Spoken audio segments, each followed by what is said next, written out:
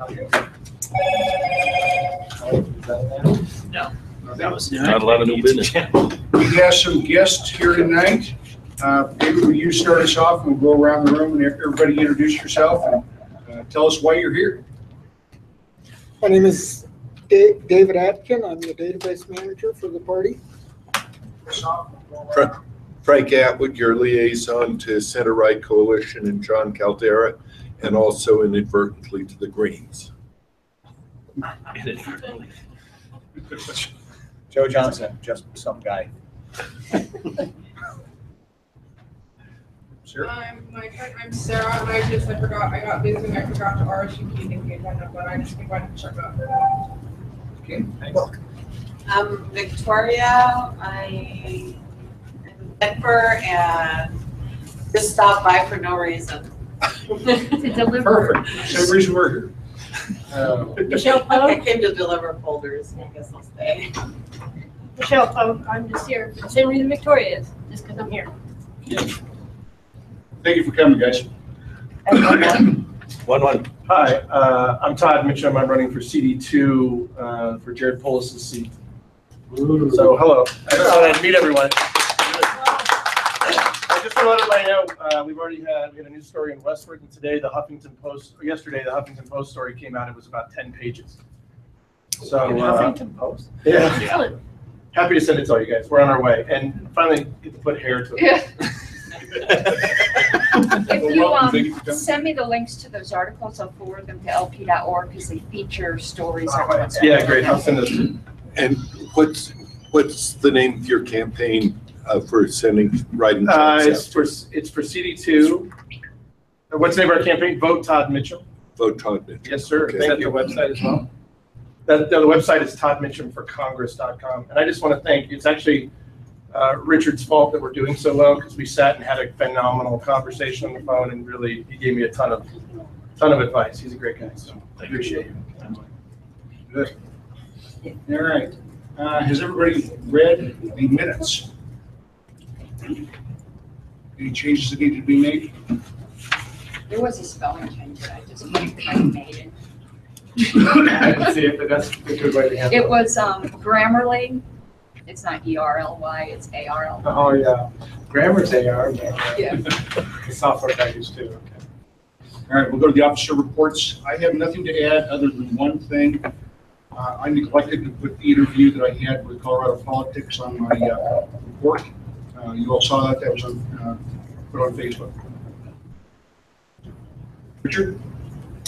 I think everything is in my report. Yeah, everything's in my report. Treasurer? As in my report, we have $7,717.24.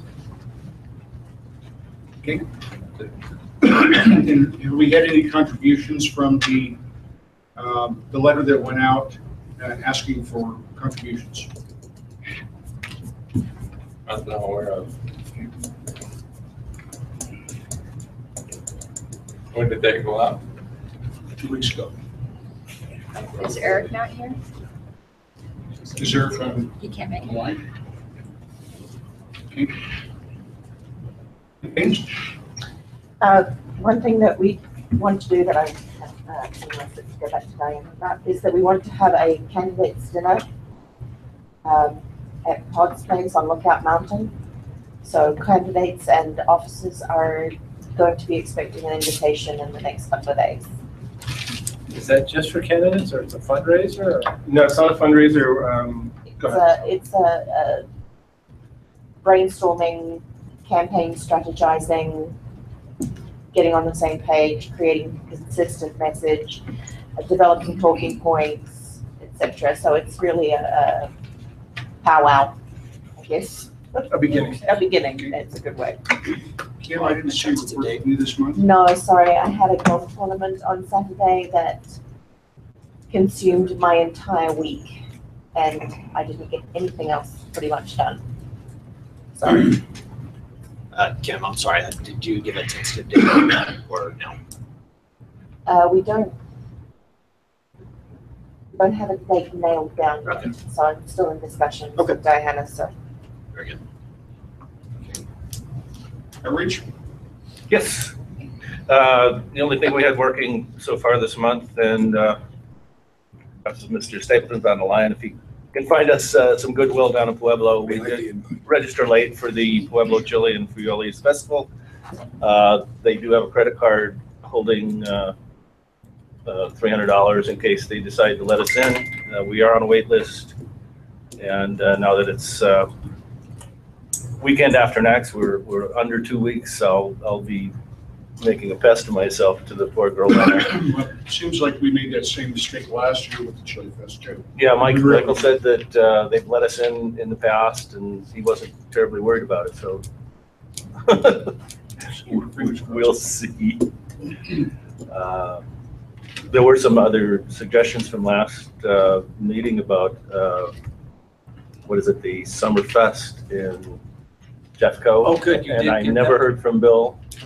I did look into it. It's this weekend. It's Saturday. It's a one-day only event.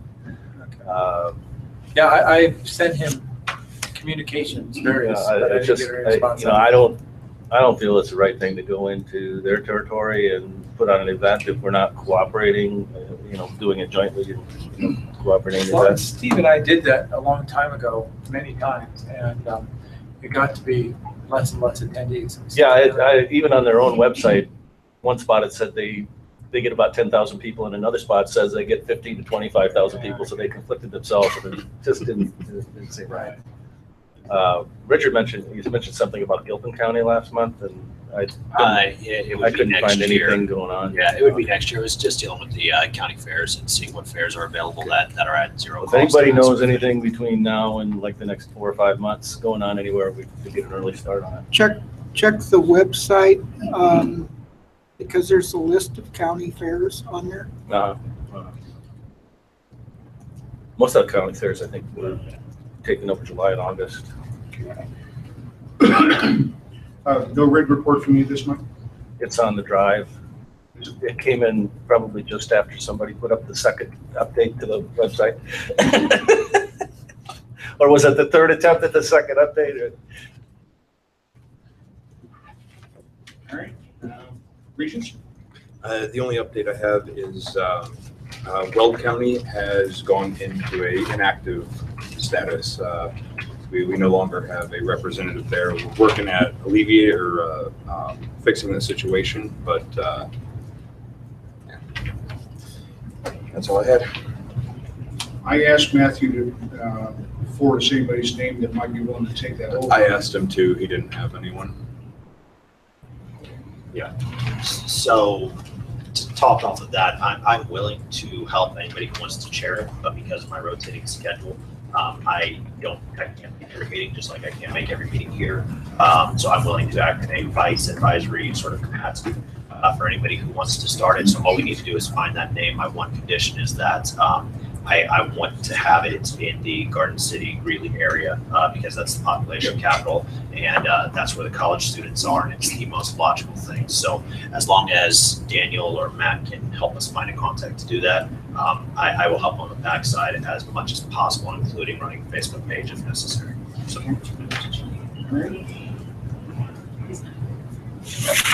Michael, are you with us? Yes, I'm here. All right. I really don't have anything extra to add other than what was on my report. Just kind of spending time trying to get my campaign for city council up and going, which petitioning for the month for 2 weekends in August gave me a great opportunity to get out and talk to people and introduce them to the ideas of libertarianism and the party. So. And other than that, I'm trying to get the Pueblo chieftain, if they're going to continue to call out my partisanship and philosophy, to make sure that they use a capital L and clarify that, since I serve on the official capacity of the state board instead of associating me with small L libertarians. Are you planning on doing any type of a door hanging campaign, Mike? Yes, I've got flyers ordered. I've got signs ordered. As soon as they get in, I'm going to start walking my district to get those out. That might be something that you can coordinate with Kevin to do an outreach event, walk and talk outreach event. Way to teach volunteers what that kind of looks like at a city level in preparation for next year, where we're going to have a ton of campaigns all over the place. I think that's a great idea for an outreach event, one we haven't done before. Okay. Nothing else, Mike? Wait. So, Mike, your report, did I read it right? Did you get your signatures in? You're officially a candidate now? Yes, I got my signatures. My petitions were certified. I had the sufficient amount of signatures.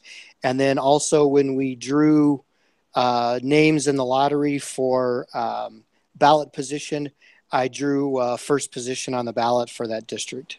Nice. Question.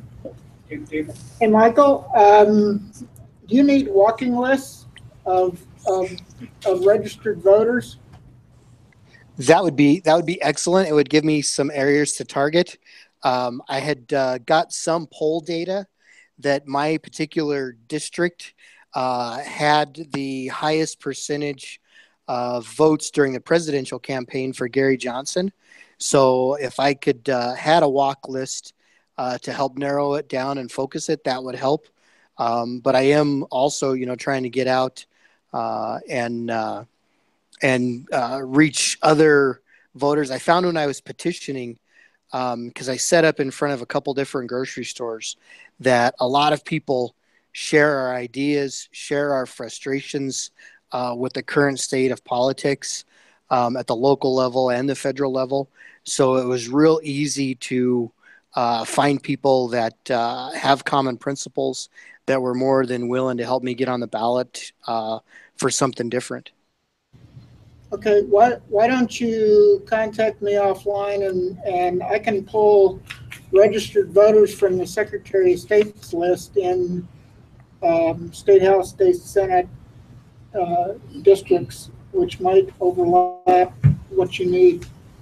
Yeah, that would be excellent. I was trying to figure out a way to do that, but if you could do that, that would be excellent to help me get going with walk lists and some of the volunteers that I have.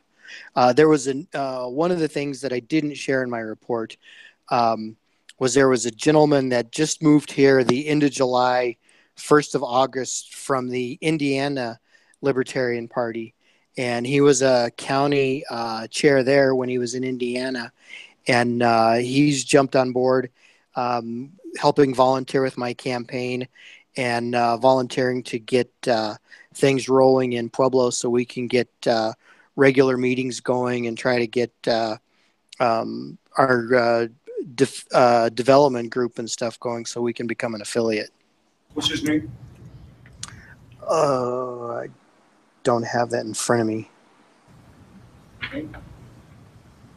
All right, anything else? That's it. Okay. Membership? So just to reiterate what I said in my report, I really need articles. I have 0 photos. I have maybe 2 articles. And for whatever your bailiwick is on the board, with the exception of you, because that would be really boring. The rest of you, like legislative, outreach, whatever your campaigns, we could have the campaigns, whatever campaigns we've got going on. So each of you could put together some kind of article saying what's going on in your field. And then the other thing is Daniel, the letter. Did you? Which letter? No. For send out the membership, I was looking for. To get stories from them. Regions and that sort of thing. I've been asking. Jay said he will try and write something. He's been putting a lot of stuff together for major media publication, though. Okay. And then we have Andrew William Walter in Larimer County. He was out at the National YAL Convention. I asked him to put something together for it. I'll touch bases with him again But he should be able to put together a little something for it, and then I'm gonna write something up as well to get out to you. Well, that would be great, but actually I was referring to I want to send out a fundraising letter and then send out a letter kind of leadership and say, here's how you can get involved locally. Did you get those emails I sent? I'd have to go back through, I'm not recalling them off the top of my head. Yeah, because I want to include that in the pack, because on one hand, we can ask for money, but I also want to provide something, and say, here's your local, affiliate involved there. And then we have a kind of a libertarian candidate in Golden. Yeah. He might have a chance. He's got 3 candidates against him, so he could win with 26%, which is very doable. He's already out campaigning, and I'm going to help him out. I think I'm meeting with him Wednesday. So Actually, Natalie meant to tip us off to him when you got the tip, but he just came out of the blue. And as a libertarian, said he wanted to run. So Is she in contact with him? I will do. As I said, this charity golf tournament on Saturday has just. Did you get the email? I did get the email, so I'll try reaching out to him tomorrow. Okay. And the final thing is, I guess I will set an October 1st deadline for articles and photos for the. We'll get something for you for the trash cleanup. We have some good pictures for that. Okay. That's good to hear. Yeah, that's just fun stuff, but that's Right, good stuff. right. Definitely. Were you working with Eric Mulder on the mailing that he did? That's membership. Oh, yeah, he might be the same letter. Yeah, I think, Fundraising. because he did a mailing, he got one back, so maybe we need to give this to you. That's a bad address, so if it comes from our database. That address? Yeah. You don't have any of those in the database, do you? But if you have this, you could scratch it out or something. Steve said it. That's it. Steve, I've got pictures from every Yeah, event I was we've thinking you done. must have So I can kind of put together something in just a quick rundown of, we did this event, this event, this. That'd be great. Yeah, just Picture of kind of each. say, just show how fun it was, so people want to show up. Give you something graphic to. Exactly. Okay, guys, we need to make sure we get that information to Steve and not leave him hanging. And I've been guilty of leaving him hanging, so. You won't hang alone. Your communications. Everything's in my report except for the test we were doing on the open email list. I sent a link a few hours ago for y'all to see how it looks on Google. I think it's pretty good to go. There's nothing different you need to do. Send to LPCO board group and it populates over to the Google list. The only thing that will be different is I need to create a closed list as well, and there'll be a different group for that you'll have to send that to. So these new emails that we need to use to keep our emails open, is that what this is? No, you don't have to do any, it's seamless on your end. It's just, I sent a link so you can see how they look. If anyone ever put something over there that needed to be confidential, I can delete it, like we were talking about applicants earlier today. But we're gonna set up a closed list too for those rare occasions where there might be something confidential. Richard? So on that note, I sent an email kind of in response to it, but we all need to, while we're working out the kinks, make sure that we're paying attention to sensitive information, as in phone numbers, addresses, that sort of thing. Even if it's out there for a minute or two, one of those bots could pick it up and that sort of thing before we even get a chance to delete it. Like we sent the link to Mike, that went to the whole, everybody in the world. Wait, it's open now. Yeah. Well, if they have access to the group. Well, nobody knows really about it yet, but. Right, so if they did, that would be out there right now for everybody to see and know about. So just be aware of all of those little things. We've all got to look at our behaviors and things that we've been used to doing because it's been a closed server, and consider the fact that it is open and viewable and that sort of thing, and operate with, I think we're good as far as tact goes. I think we just need to pay attention to sensitive information and sending phone numbers to the whole group. So when is the official start date? Well, it is Yes. right now. It's open right now. I haven't publicized it. Well, I'm gonna let it stay in like testing for like a month before I publicize it. Everyone needs to let me know if you're getting duplicate emails, because that means I messed something up. And then after we get that worked out, then I'll immediately set up the closed list as well. I just don't want to troubleshoot 2 things at one time. That's all I had to add to your. Wait, hold on, I don't know.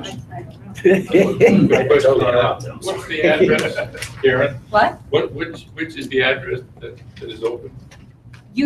Nothing changes on your end. Board at LP Colorado is the Right. reflected list. So as long as it's going to that, then it's going to everyone. There's going to be a new group that will be named something else for our confidential stuff.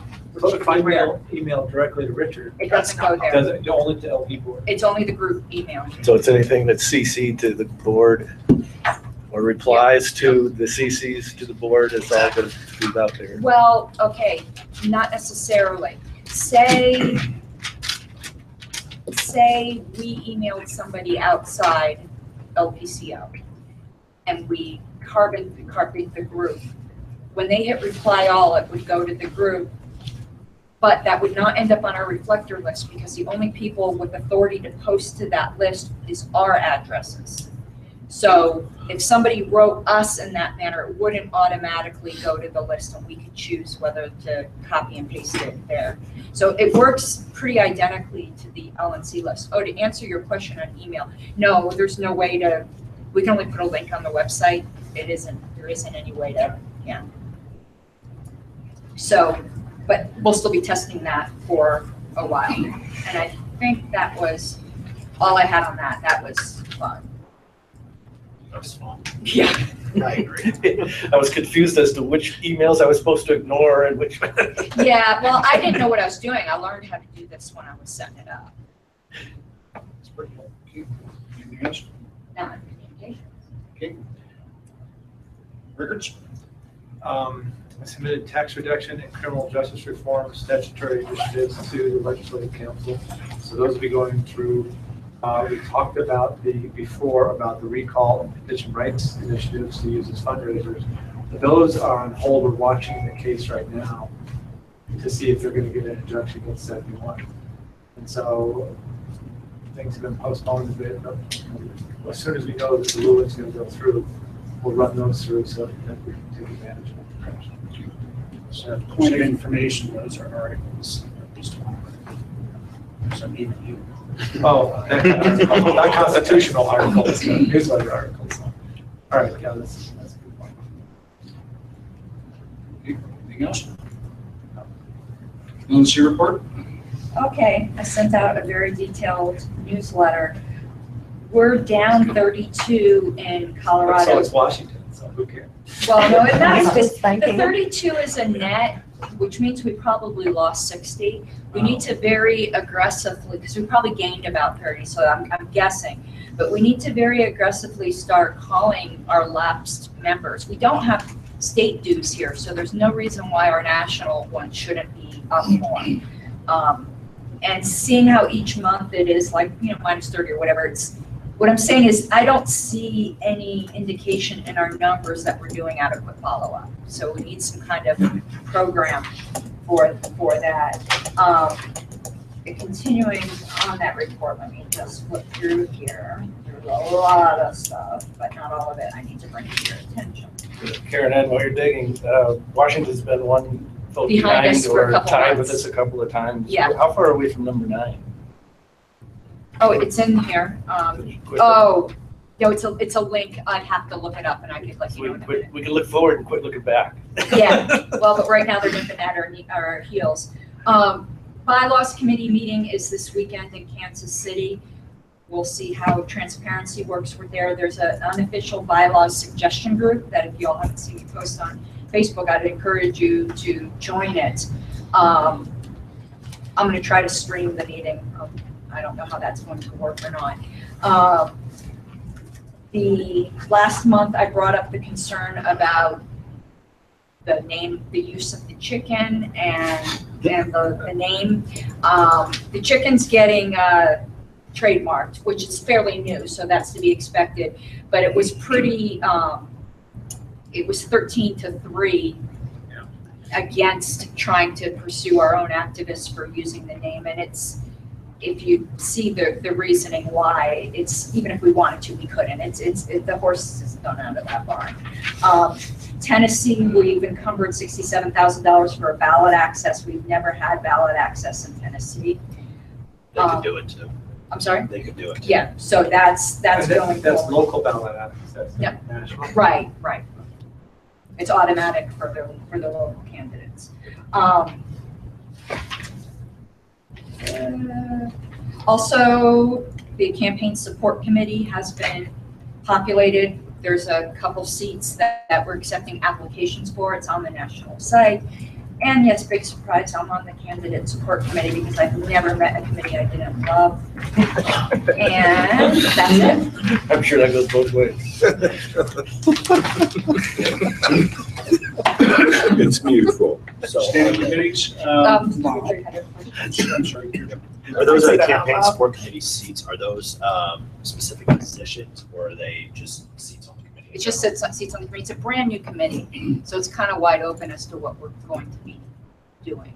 What are kind of the intentions of the committee? The intentions are to establish guidelines perhaps for the LNC to financially support certain federal candidates. Like, it's been very ad hoc, like Bill Buckman got $5,000, Mark Wicks got, but a lot of LNC members aren't going to vote for anymore because we don't have an objective criteria and there's a very limited fund and that's not really our purpose. But also to work with IT to parallel the affiliate support committee where now we're offering websites to the affiliates. I would like to see that paralleled for candidates, for ones who don't have sufficient tech knowledge, that they're at least we'd be able to give them a basic website and an address that isn't bigdogdaddy@aol.com and graphics and things like that to do things that the economy of scale will help us do for candidates. So the purpose of the committee is to kind of establish those guidelines as well as and make donations. suggestions, right? My application will be in there for. Okay. I think the deadline's coming right up, so Yeah. at least put that in there. Yep. That's it. David, you have anything for us? Nope. Clayton? Nope. All right. Guys, we're going to take things out of order a little bit here. Is Joe has been, liaison for center right? When am I in this lineup? Should have been public comments. I tell you what, I'm going to Am I- let Joe go first and then I'll give you a crack at it. before Sounds we great. rest of our After business. Joe. Joe, how long do you need to set up? I'm and get gonna your need a stuff few going? minutes to set up, so if you want to, I can be here all night, whatever, so whenever you guys are gonna take a break, I'll set up and then come back from the break, so. Well, we typically don't get a break. You will tonight, because I got some on my computer and projector, so. Can you set up now while we're still talking? Sure. Go ahead, Frank. Center Right Coalition, you met John Caldera this evening. You're all welcome to join me and come to his Center Right Coalition once a month at 9 o'clock on the second Monday. This morning's topics included Freedom 5, which is an attempt at crowdfunding by the center right. If you want details, get back with me. A discussion of culture in Hollywood, a discussion of Republicans trying to push for to opt out of an open primary, Douglas County School Board recommendation. The MIME is names, NAMES, seem to be the candidates center right likes. The Arapahoe Tea Party is meeting tomorrow evening to have both Tom Tancredo and Mike Donovan talk to them. They're considering running for governor as Republicans. So that'll bring a little entertainment to the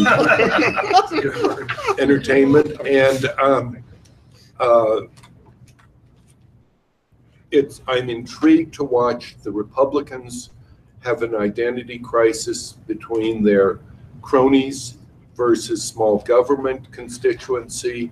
And at the same time, I watch the Greens have a identity crisis between their social justice warriors and their others, more pragmatic ones. So that's about it for Center Right Coalition. If you'd like to ever come with me, let me know, or just show up and introduce yourself.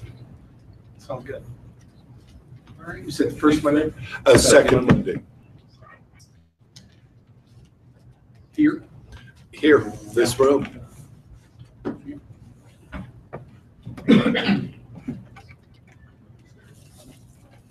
Thank you.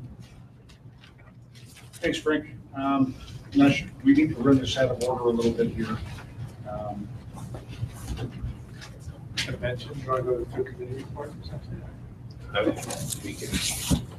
Why don't we go to old business first?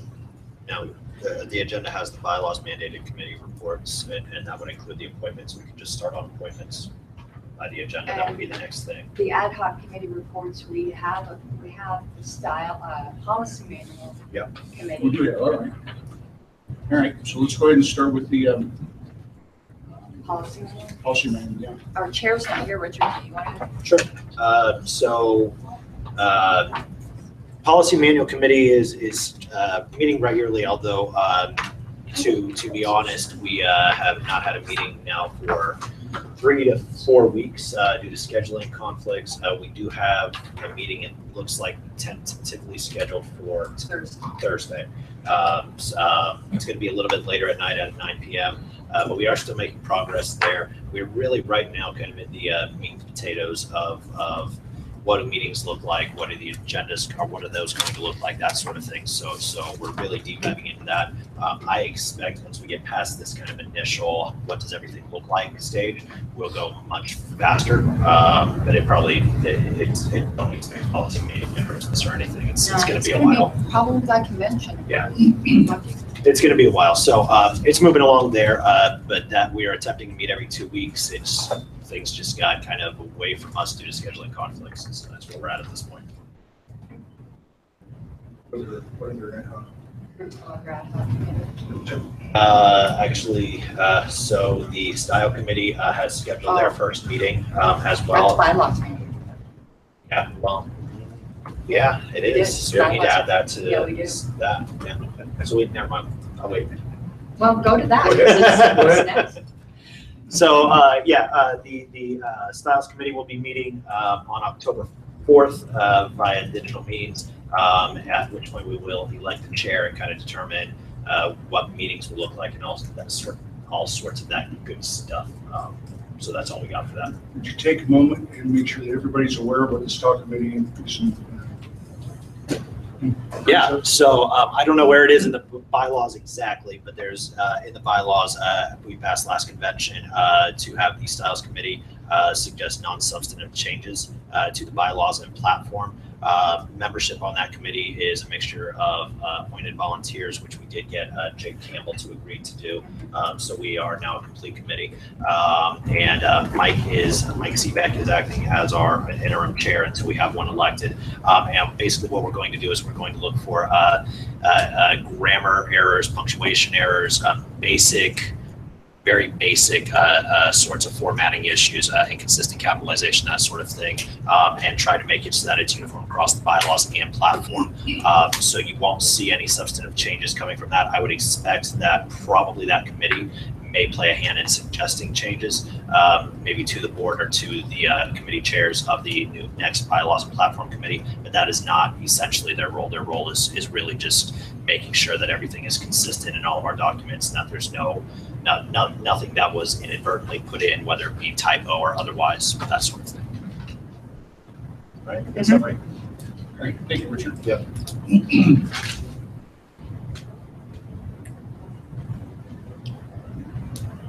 We can go ahead and go into the appointments for convention if you'd like.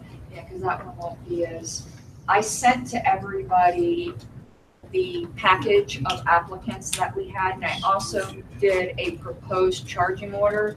We're going to need some suggestions on that because we had a lot of problems last year. I tried to address them in this, but it's very brief, so I would like input on this. And the people we had apply are Benjamin Maresca, Dennis Rourke, Eric Mulder, James Trevor, Richard Friend, and Thomas Kelly. The way this committee has always been set up is pretty much as many people, there isn't a set number of people to be on it. My point of view generally is that whoever wants to be on it can be. There's more hands on deck on this, the better. Eric indicated he'd be willing to chair. Richard Friend indicated he'd be willing to chair. I took a look over the applications. I don't have any objections to anyone, though I did have a suggestion. I was going to ask Sarah if she would volunteer for this committee because I think you'd be very good on it. Yeah, I've been, my phone has been some virus or something. I keep filling out the committee sheets. Okay. And I, don't get any emails. Sometimes it's send. So I would nominate Sarah from the floor to be added to this list, and I would recommend all the people that applied plus the nomination that we appoint this as our convention committee, starting, and the way I wrote the charging orders, we can continually add to it. Because again, Kim, I'm looking at you because you know how much work it took. It's a lot of people, but we need to appoint a chair. We could always waive that and give it to the committee to appoint, but everyone indicated they were not interested except for Eric and Richard Friend. I don't know Richard. Who has any kind of event planning convention experience in that lot? None of them is, but Ms. Pogue is here. And that's another suggestion that I I'd had. like to nominate Michelle Pope from the floor, and she's welcome to turn that down if she chooses. Can I speak to that? Yes.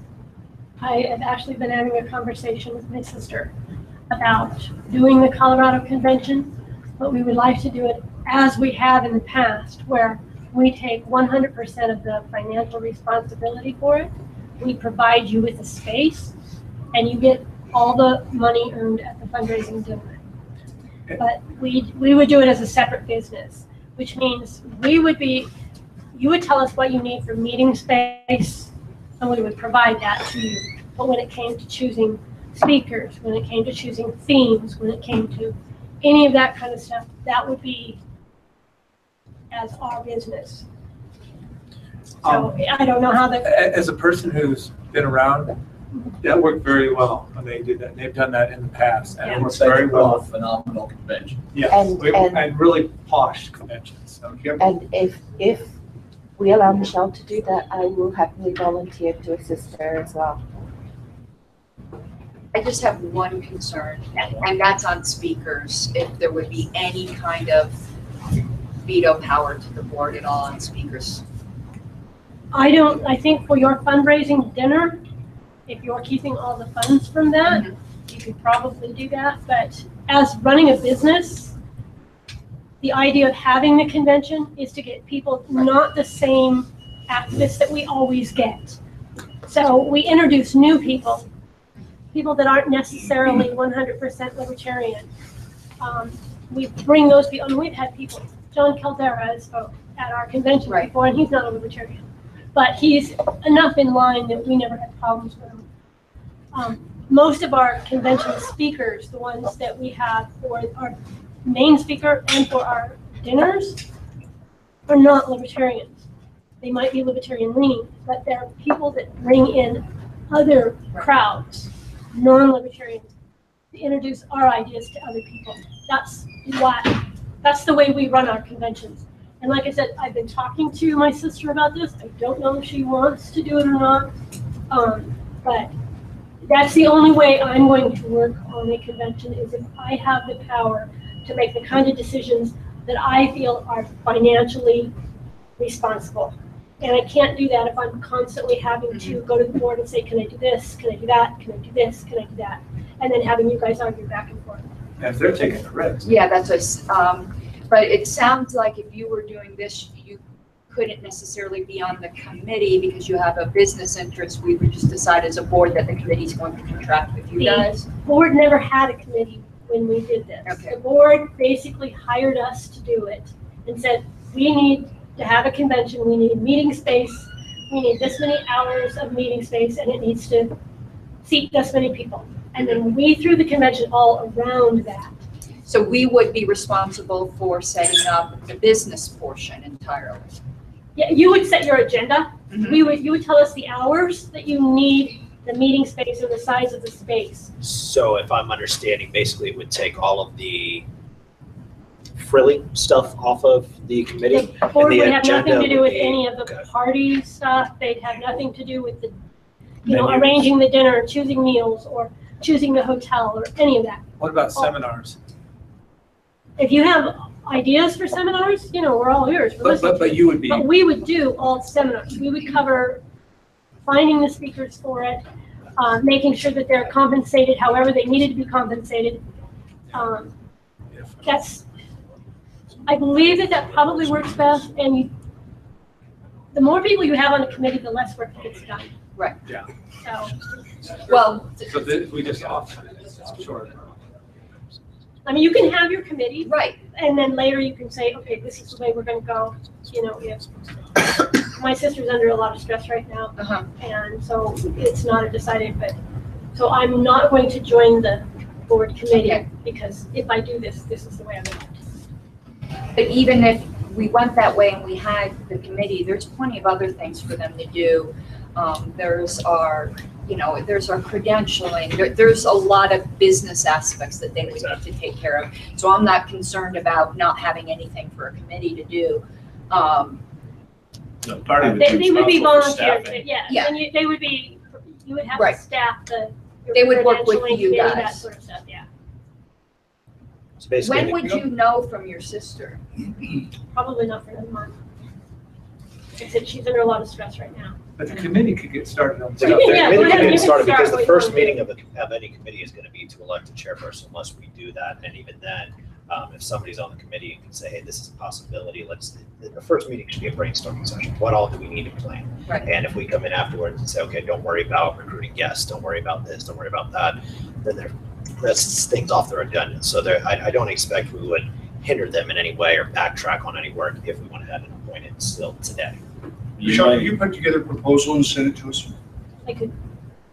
And I have to tell you, there's very few people I would trust with this, but you, I definitely trust with this. And Anyone I else will- saying this, I'd be like, I will second that. I mean, it is very nerve wracking to me not to have veto power over speakers, that sort of thing. But I do trust you and your past experience and that sort of thing. And I'm kind of with Karen Ann on this, that in the general thing, this isn't a bidding process. I don't want everybody to think that in the future, this is specifically because we know your work and that sort of thing, what that I would consider. Okay. But we did have a motion on the table. I didn't have a motion. Sir. Oh, well, that was a nomination from the floor. I don't think that requires, it's a small committee meeting, it doesn't require a second or anything. So there's no present motion, but I can make a present motion. It's not necessary, no reason to do No, that. no, there's no motion necessarily for that, but there is a motion necessary for something To else. So approve you are all. waiting for a motion that needs to be made. Yeah. So would you like that? Sure. So, I would move that we appoint the entire slate as our convention committee. That would be Sarah Cannon, Benjamin Maresca, Dennis Rourke, Eric Mulder, James Cheever, Richard Friend, and Thomas Kelly. I second that, even though it's not necessary. All right, does anybody have any further discussion on that? Any objections? Passes without objection. I have another motion. Okay. Since he's willing and has experience with past convention, and looks like will probably just be the coordinating person with Michelle, if this works out with your sister, I would move that we appoint Eric Mulder as chair. Out of the two people that are willing to serve as chair, he has past experience with conventions, and we know him. He also made the point in his, I think in his application. He did. That he had the interest from a fundraising perspective, which would be the committee's primary responsibility if you're using an outside source to actively. And that is. And Richard Friend, the other person who indicated, we don't know him. He's a new person, great to get them on board, but that's not usually the best person to chair. Do we have any objections to Eric being the chair of the convention committee? Okay. Eric has it. What I will do is I'll put together all the emails. I'll notify everyone by email that they've been appointed and then turn it over to Eric to run it from there. But I'll make the initial hookup. And Michelle, I would ask that you kind of coordinate with Eric to make sure that he I'll doesn't stick step you on on your this. toes or anything. Yeah, I'll Make sure put you you guys are on this the same email page. list too. Good. All right. Why don't we go ahead and cut Joe loose now? Joe's going to give us a presentation, and I'm not even going to preface it. Joe, go ahead. First of all, are you guys all gonna be able to see that, or would you like me to turn the projector against that wall where it will actually turn out bigger? You can do it either way. You guys want to see that? I can see it, I can get out of the way if anyone needs me. And I don't bite, other people can sit over here. If you'd like it, Lauren He doesn't, I've been that way. That Yeah, works. and I'm there's no mark. molested. I mean, I have I'm no molested. visible mark. He's more of a Like a motion in a second God, to this is leave on not this going wall? well. Don't worry, it's recorded and broadcast everywhere, We don't so. want to have to make you do this work twice. So several of you in this room have seen me do a presentation on this before. I lost my last presentation, which is why I didn't make the last two, because I had to recreate it. Didn't have the time with all my travel schedule. But to those of you who have seen this before, I apologize because I pretty much use the same jokes and the same quirky anecdotes. But it is different because, well, I'm using my memory and I'm not, didn't have a memory when I was younger, and it just got worse as I got older. So, without further ado, well, little introduction, because I know quite a few of you in the room, and I'm very excited about the fact that I don't know everybody in the room, which means our party's actually growing. So that makes me feel good. This is an introduction of me, who I am. I joined the party back in 2000, for those of you who don't know what I'm here to talk about, I'm going to talk about a full slate, which is having candidates up and down the ballot, so that every person in Colorado can vote for a Libertarian in every partisan race.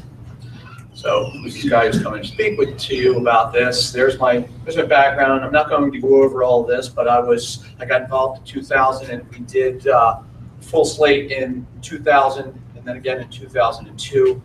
And it all came about as a result of one of Michelle and Betty Rose's conventions. Went to the convention in 2000, all excited because I had finally kicked the Republican Party to the curb, found a new home. When I was standing there, and there was this big board that had all of our candidates counted up to around 6. It was like, where are our candidates? Who are our candidates? There are our candidates. No, who are our candidates? That's it. What do you mean that's it? You're a political party. And then I started asking myself what kind of clown show I just got myself involved in. And then Don Gorman, who was a candidate for president, was there for a debate, and he spent his entire debating time recruiting candidates from the audience. And he recruited about a dozen candidates in the half-hour speaking spot that he had. And I thought to myself, oh, honestly else, but I can do that. And I spent the rest of the convention asking Libertarians why their name isn't on the sheet. And got another 24 Libertarians over the course of the weekend to put their name on the sheet. So then I kept going. And it snowballed. We ran a full slate of candidates in 2000, just shy that we missed by a couple. We ran, I believe, more than the Republicans did. More than the Democrats. More than the Democrats. So I got it backwards. Okay, so we ran more candidates than the Democrats, and just shy by like 2 from the Republicans. By 2002, we had them both beaten. We had more partisan candidates on the ballot for than both the Democrats and the Republicans. So that's who I am. I got elected to and served for 4 years trustee here in Colorado. If you're not familiar, trustee is city council. Served city council in Frederick. I ran that just to prove to the Libertarians, stop telling me you can't do it. Don't tell me you can't get elected. Got elected. Frank was my treasurer, and it was always, Frank, how are we doing money-wise? I'm not sure. We're either 600 in the black or 600 in the red. I'll have to get back to you. Is Frederick a home rule city? It is not. We defeated that. You're not home rule. We are not home rule. We defeated it because the home rule charter that we had come up with was way slanted pro-government, and I managed to get a group together, and we defeated that. So we are still statutory. So I'm all for home rule, provided that it actually gives the people the power, and that one did not. So anyway, there's a whole bunch of awards down there on the bottom. In 2012, I received the Libertarian Colorado's Lifetime Achievement Award, so I assumed that meant that I get to retire. I've not heard much from you since. The fact of the matter is, actually, with my job, I just travel a lot now, so I haven't had much time, to be fair. So, but on the plus side, I make more money now, and so those donations that I make every month don't bounce now like they used to. So at least you get my money. So the reason that I'm here, I'm not here to sell you on anything. I don't do that anymore. Came here, I was asked to come here and give a little bit of history of full slate, and that's exactly what I'm going to do. I'm going to talk to you about what we did before, what it takes to do it again. What you guys do with this information is up to you. So let me start. So you've got the two equations at the top. If IN is fixed, the emission delta is D, and there's a particular IN that minimizes the overall energy used. Does everybody know what this is? Rocket science. Yeah, that's not what we're talking about tonight. What I'm going to talk about is not rocket science. It is really simple. Not rocket science. What we're talking about is this. Does everybody know what they are? Brands. Well, Brandon, you recognize the top left-hand corner of the bullseye? Okay, the next one next to it. Okay, right below that. Got the name in that one. So one in the middle. Pepsi. One below it. McDonald's. Upper right-hand corner. Chevy. Bottom right-hand corner. PC. So we all. Oh. Well, the fact that everybody's laughing, we'll assume you all know what that is. It's marketing. You looked at an apple with a bite in it, and you knew exactly what it was. Because they spent billions of dollars making sure that everybody knows what an apple with a bite in it looks like. Or what a little chrome bow tie looks like. What that means when you're looking at a chrome bow tie. They spent billions of dollars making sure that you knew exactly what that was every time you saw it. Billions of dollars is what they spent. Who does put out a chrome bow tie? That would be Chevy. Oh. Chevy, well, they call it the bow tie. Oh, do they? Okay, thank you. Sorry. So there's two concepts in marketing. The first one goes back forever. It's called the rule of 7. So 2% of your sales are made on your first contact. 3% of your sales are made on your second contact. 5% of sales are made on your third contact. 10% of sales is on your fourth contact. And 80% of your sales is made between your 5th and your 12th contact. Stick that in the middle, and that's 7. That's what we're doing, folks. You may not want to admit it, but we're selling. That's what we do. If we're going to grow the party, we've got to sell libertarianism to the guy who's not already a libertarian, make him a libertarian, and then get him selling it. It's multi-level marketing that we're doing here, right? Bring in the next sucker and have him find a sucker, and if they all find 12 suckers, one day we'll actually be free. Right? We all just need to keep finding more suckers to come in and do what we're doing, because how much you guys get paid each night to come here and do this? I mean, we're all suckers, right? We're doing this for free because of the fact that we all want something better than what we have. And the only way that we're going to get that is to find more suckers to do the same thing that we're doing. Be suckers like us and get a free country. So the first rule for sales is sales and marketing is the rule of 7. This one's a little more comfortable than this one. This one comes out from Successful Advertising in 1885. That one says it takes 20. It's kind of small. You guys can't read it. I'll just grab a couple of them. First time people look at a given thing, they don't even know what it is. They don't even really see it. Drop down somewhere around the middle there. We go to the 10th. They ask their friends and neighbors if they've ever tried it. Drop down a little further. The 15th time, they start to yearn for it because they can't afford it, they say. Then eventually get down to the 20th one, and they go, all right, fine.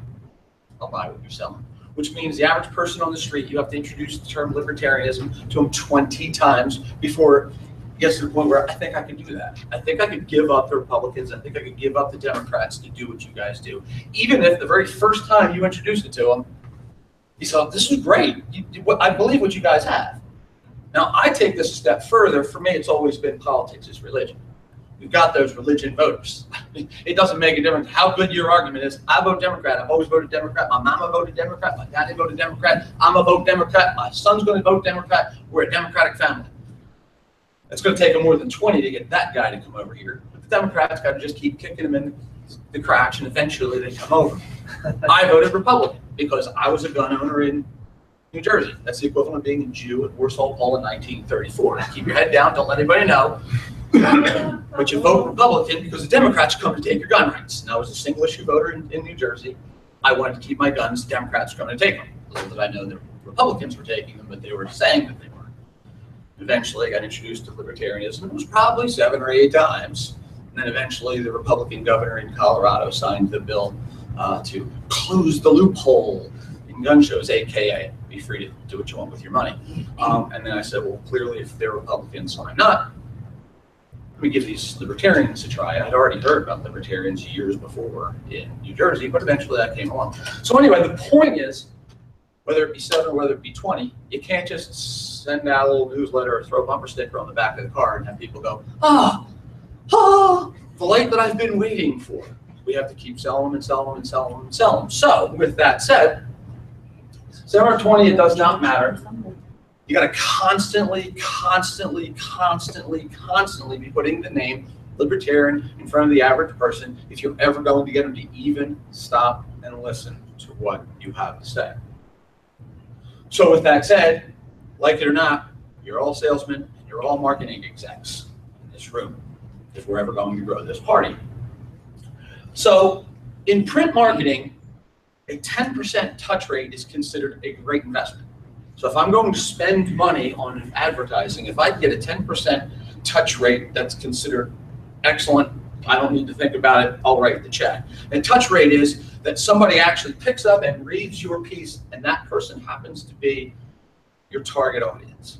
So again, if I'm Ford, somebody who's looking to buy a car actually stops and reads my Ford ad. So I want to try to put my Ford ad in front of people who are actually buying cars. So if you're looking at a car, I want to make sure that you're the one who gets it. Well, how do you do that if you're Ford? Where do you advertise if you're Ford to put that out so that people will actually see it? So that's your touch rate. If you can get a 10% touch rate, is considered a no-brainer. You invest in that. What do you believe a company would pay for a 100% touch rate? If I could get my ad in front of people who are looking to buy my product, 100% of the people who are looking at my product, what would that be worth? What would be for mobile oil? What would mobile oil pay if they had the opportunity to put a Mobile One ad on every car registration form? Stop and think about that. If you're registering your car, you buy oil. 100% efficiency right there. You don't get any more efficient than that. If you're going to buy oil, you're registering a car. So if I could put an ad on a car registration form, that's 100%. What would that be worth? $1 million? $5 million? $10 million? $1 billion? I don't know. I'm not an executive at Mobile Oil. But that's a 100% touch rate. The person who's picking up that piece of paper will be buying oil, and I'm going to see that ad. So that's 100% touch rate. So what does the Libertarian Party have that Mobile Oil doesn't? Ethics. They have a subsidized ballot out there. We have a free opportunity. We have a free opportunity. From that, it's about access. What would Mobile Oil pay to put Mobile One ad on a car registration form? We have the opportunity to put the word Libertarian and get 100% touch rate. Every person fills out a ballot is a voter. We don't have to put a bumper sticker on the back of a car and drive around, and half the people who aren't even voting are looking at our bumper sticker. Everybody who looks at the word Libertarian on a voter on a ballot is a voter. This isn't even a registration form. How many people register and then forget to go vote? This is better than a registration form. This is the ballot. You're voting when you see this name. This is 100% touch rate. You don't get any better than this. If Mobile Oil would spend $5 billion in order to do it in one state, how much does it cost us to get ballot access? That's a good price. I like that one. So for free. So how does this actually work? So, or more importantly, does it actually work? So the idea behind Full Slate is all about marketing. This has nothing to do with winning the elections or anything else. It's all about marketing. It's all about advancing the flag. It's all about getting our brand out in front of actual voters, getting that 100% touch rate. The question is, it's great in theory, does it work? Because back in 2000 when we first did it, it was a theory. It's great, it's a theory, let's get that name out there, boom, let's do it. And I think I've already made the argument that it's a great theory, we should do it anyway, right? But we actually have historical data to show whether it actually works or not. So these are the numbers off of the Colorado Secretary of State's website.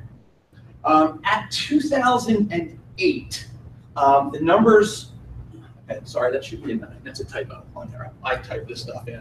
It wouldn't let me cut and paste. So type it in. So 2009, their website changes and they have active separated out by inactive voters.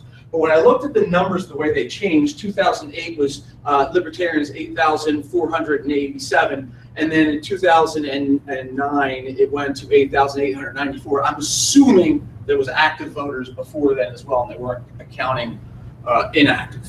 So I kept the trend going and only put active voters in there just so you can keep the numbers. So unfortunately, I don't have 2000, 2002, where we did the 2 years of full slates. We did it again in 2012. 2012 was an interesting year, and I got a slide on that. We'll talk about it a little bit more, but that was the year of the major gerrymandering. We had a full slate. We went to our convention. We celebrated the fact that we had a libertarian in every partisan race throughout the state. And then the new districting came out. And close to a third of our candidates were no longer in their districts. And we had 2 candidates in a whole bunch of districts and none in a whole bunch of them. And we got back to work again, continued recruiting candidates, and we almost got a full slate that year. So again, I've got a slide coming up, 2000, 2002, which is anecdotal evidence. But right here we have 2012. In 2012, we have 12,124 registered libertarians. In 2013, we doubled it. Almost. We're shy by 2,000. 22, 228. People going into the ballot box, taking a look at the ballot and going, what the hell is a libertarian? And then they come out and find out what a libertarian is. Our voter registration numbers shot up the year after we ran a full slate. Historical data shows it works. Free advertising, and it works. So there are all the numbers. Biggest jump through that entire gap is right there. Between 2012, 2013, 2012 is when we had run the full slate. The 2 biggest full slate efforts, the 2012, we didn't end up with a full slate because of the gerrymandering issue. So we got close. I think we were, I don't know the exact number, somebody in the room might know, but I think we were like 90-some% of the ballot had libertarians on it. 2000, we were just shy by like a couple of races, and it was all because we didn't get the paperwork in time. We actually had candidates, paperwork didn't get in time. 2012, or 2002, we did actually pull it off. So I spoke with Betty Rose. She was the chairman in 2000 and said, anecdotally, where were we registered voters wise? She had said that we were about, give or take, 1,500 in 98 when we first attempted this. After we got ballot access, they went for half a slate in 98. The problem with half a slate in 98 is they didn't shoot the goal high enough. They didn't get anywhere near like an eighth of the slate. I believe what Carla Howe says is absolutely correct. You make your goals audacious, and then you go hit them. You make a goal of half of something, then nobody really cares. Nobody cares about half of something. Who cares about half of something? You want the whole thing. And if you're going after the whole thing, you fight for the whole thing. Nobody fights for half of anything. So in 98, we had roughly 1,500. By 2000, we were close to 2,000. She said it would give or take somewhere around 2,000 registered libertarians in 2000. 2000, and I do know anecdotally, I don't have the numbers, but our numbers shot up in 2001. And in 2002, we did it again. Our numbers shot up in 2003, again, because of all the people being introduced to the fact that there is something other than Democrat and Republican. Look, let's face it, you take a look at the ballot when you're going to vote and you see some obscure party next to some name and it's just that one, you don't think twice about it. But if you see it over and over and over and all the way down the ballot, you're like, well, okay, so there are actually 3 political parties. You're not really a political party if you're running for president under the Nazi party or whatever. There's nobody down here. So that just is what that is. So by the fact that it's on there all the way down, you get to see that. So in every measurable way, having a full slate of candidates is a successful way to grow a party. Increased name recognition of the word libertarian, increased number of donors, increased amount of dollars from donors, increased numbers of registered libertarians, increased numbers of dues-paying members, increased number of volunteers, and increased volunteer hours as a result of having done that when you come out of an election year where you had a full slate.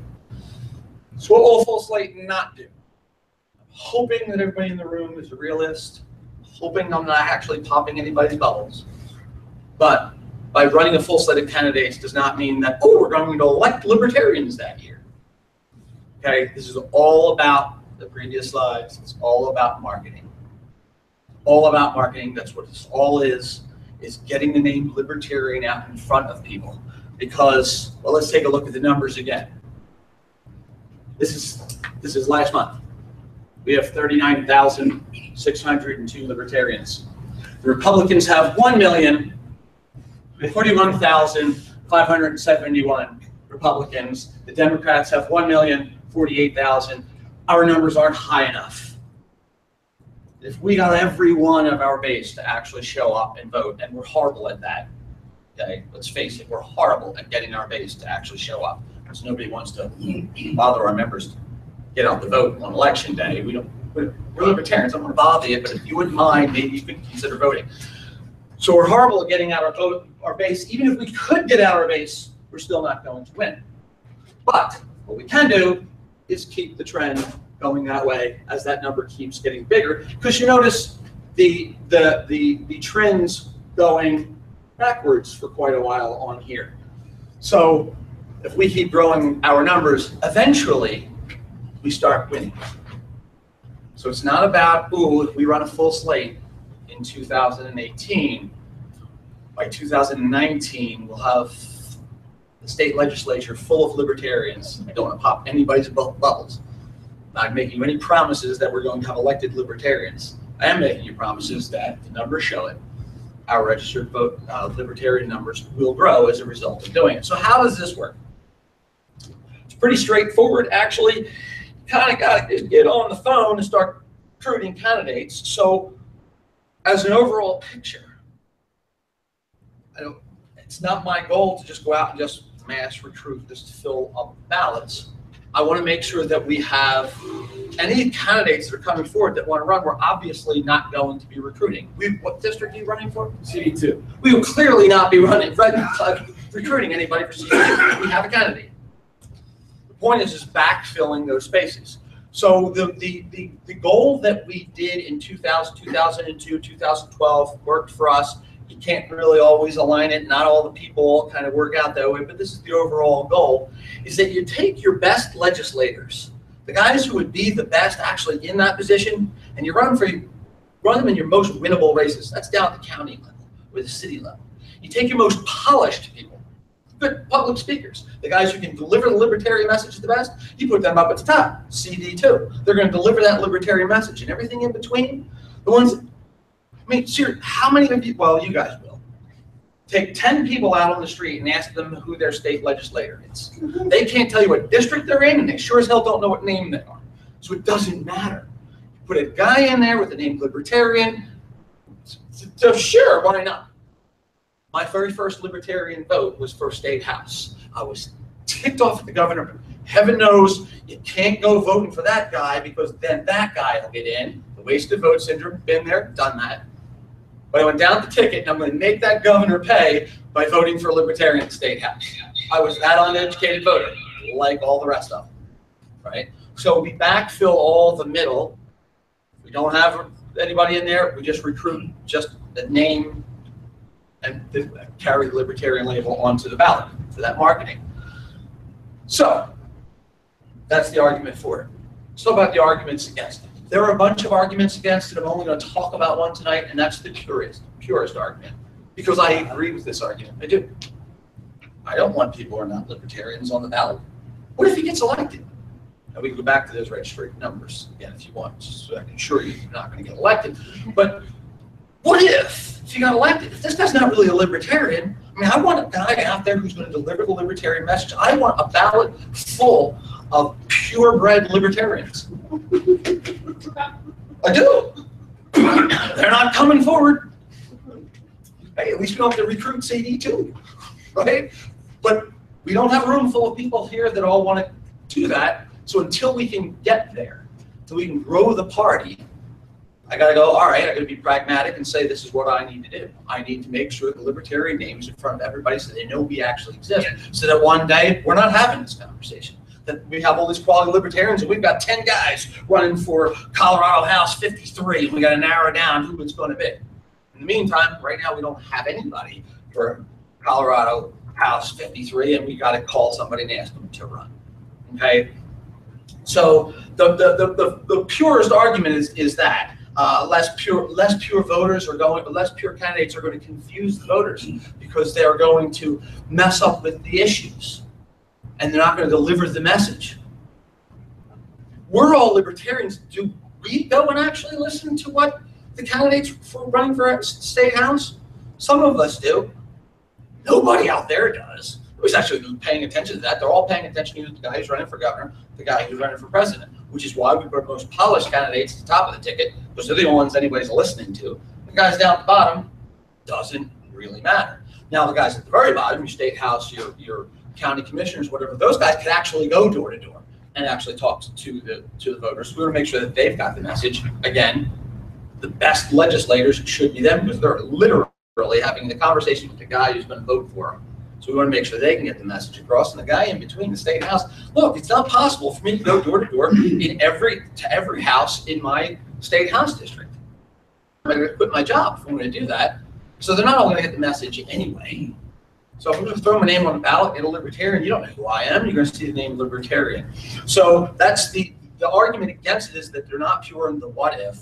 And then my favorite argument against the, I apologize, I'm giving you the rebuttal here a slide early. My favorite argument against this is that it's somehow immoral to ask people to run, and candidates just come to us. I call this the divine intervention method of ballot filling. They'll just come to us. Well, divine intervention has brought us CD2. Were there anybody else up there that wanted to come to join you? Because we'll take them. I'm not turning away the divine intervention.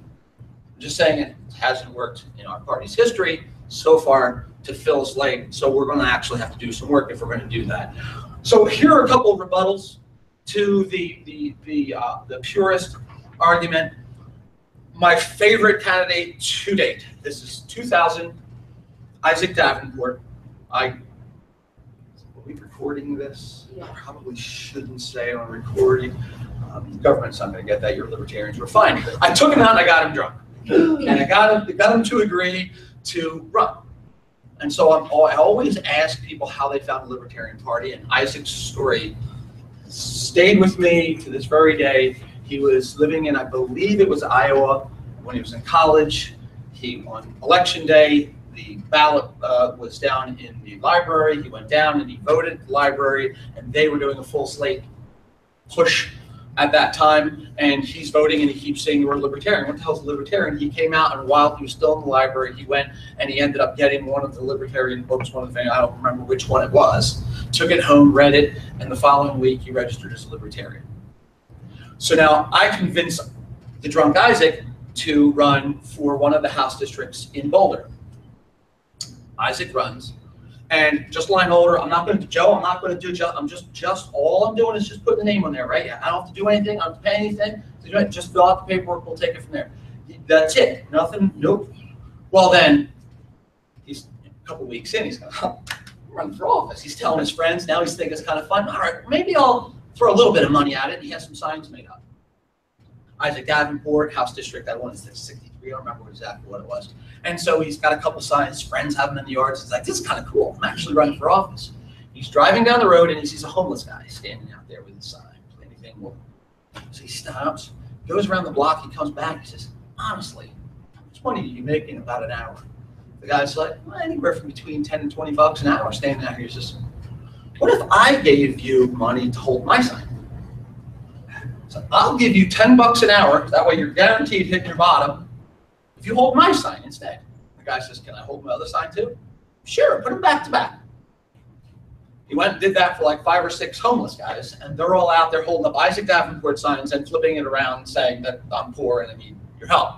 Somebody from the Daily Camera came by and saw that and said, what gives? Why are the homeless guys all holding up Isaac Davenport sign? And they asked one of the homeless guys, so who's Isaac Davenport and why are you supporting him? He says, I don't know who Isaac Davenport is. All I know, he's the only candidate that I've ever met who gave me any money. In the Daily Camera, big article about how Isaac Davenport helps the poor. This is the guy I got drunk to convince to actually run. So was he not good enough to be a candidate? Didn't come down from divine intervention. Next one is Audrey Bray. Audrey Bray, in 2002, I was the chairman of the Boulder County Party, and we did a full slate, so we had everybody. We had all the county races in there as well, because it was the off-year election, like 2018 will be. And Audrey agreed to do it, and she's like, I don't know what I'm doing. And we needed to put a profile together for her website. Tom Parker had agreed to put websites together for every candidate. Simple template. Give us a photo, answer these 3 questions. We'll put it on there. It's really plain, it's really simple, but this way every voter can click on the map, find their district, and pull up their candidate. And Audrey's like, fine, but I don't have any photos. What have you got? So she hands me a glamour shot. And so she asked me to help her with her profile, so I worked on it. I said, listen, she was running for county treasurer. But let's face it, treasurer is not a sexy position. What you want is somebody who's honest, who's not going to steal your money, and is going to call out any corruption that comes across. Well, the newspaper caught a hold of that and said, she's saying that it's not a sexy race, but she's clearly a sexy woman, blah, blah, blah. Got an article about the fact that she had this glamour shot on her website. Free press, just because she said, fine, I don't know what I'm doing, but I'm willing to do this to help the party. We had the guy who was running for coroner. He was actually the first one that I recruited. I recruited him like 2 days before Christmas the year before, decided to run for coroner in Boulder County. He made hay out of this and got all kinds of press in Boulder County because he decided to put out, was calling the radio stations that he was doing a contest to try to choose his campaign's theme song. And as they went through all the different theme songs, it was almost a dead tie between It's a Dead Man's Party by Oingo Boingo and Things to Do in Denver When You're Dead by Warren Zevon. And that got press, and they actually talked about it on the radio about, we've got a guy running for coroner who actually has a sense of humor, and he's a libertarian. So next one was a gentleman who I had convinced out in Weld County to run, and he didn't know what he was doing. And he said, Joe, I have no idea. I keep getting these questionnaires. I don't know how to fill them out. He said, what do you want me to do? He said, Joe, can you fill them out for me? Are you giving me carte blanche to put words in your mouth? He says, everything you say I agree with. I just don't know how to say it like you. Fine, stick them in an envelope, send them to me. So I filled them all out. Well, apparently my argument on water rights won over the Cattlemen's and Ranchers Society of Colorado, and they gave him his endorsement. He called me in a panic. He was worried that he was going to win the election, didn't know what was going to happen. I told him, how much money have you spent on your campaign? You have how many yard signs out? You've gone to how many doors? You're fine. You're not going to win.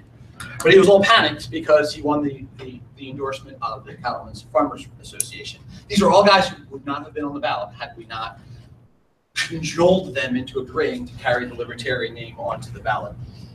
Joe Van Landshut was running for land surveyor in Boulder County.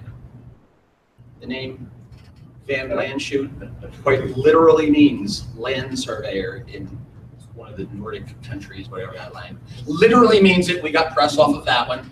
How can you not vote for me? My name means land surveyor. Then there's bad. This is the purest argument. We had a gentleman who was a barber over on the West Slope, and he agreed to run. And when he sent in his questionnaire to Tom to make his website, there were clearly very socialist views that he had put on there. And Tom sent it to me, so I'm not doing it. I'm not making a website. I'm not putting this on.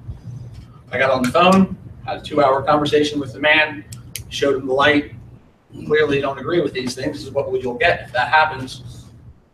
He changed his views on that. Became active on the Western Slope for a couple of years and ended up carrying the Libertarian torch, gave us an opportunity to educate a person who otherwise did not completely agree with Libertarian views.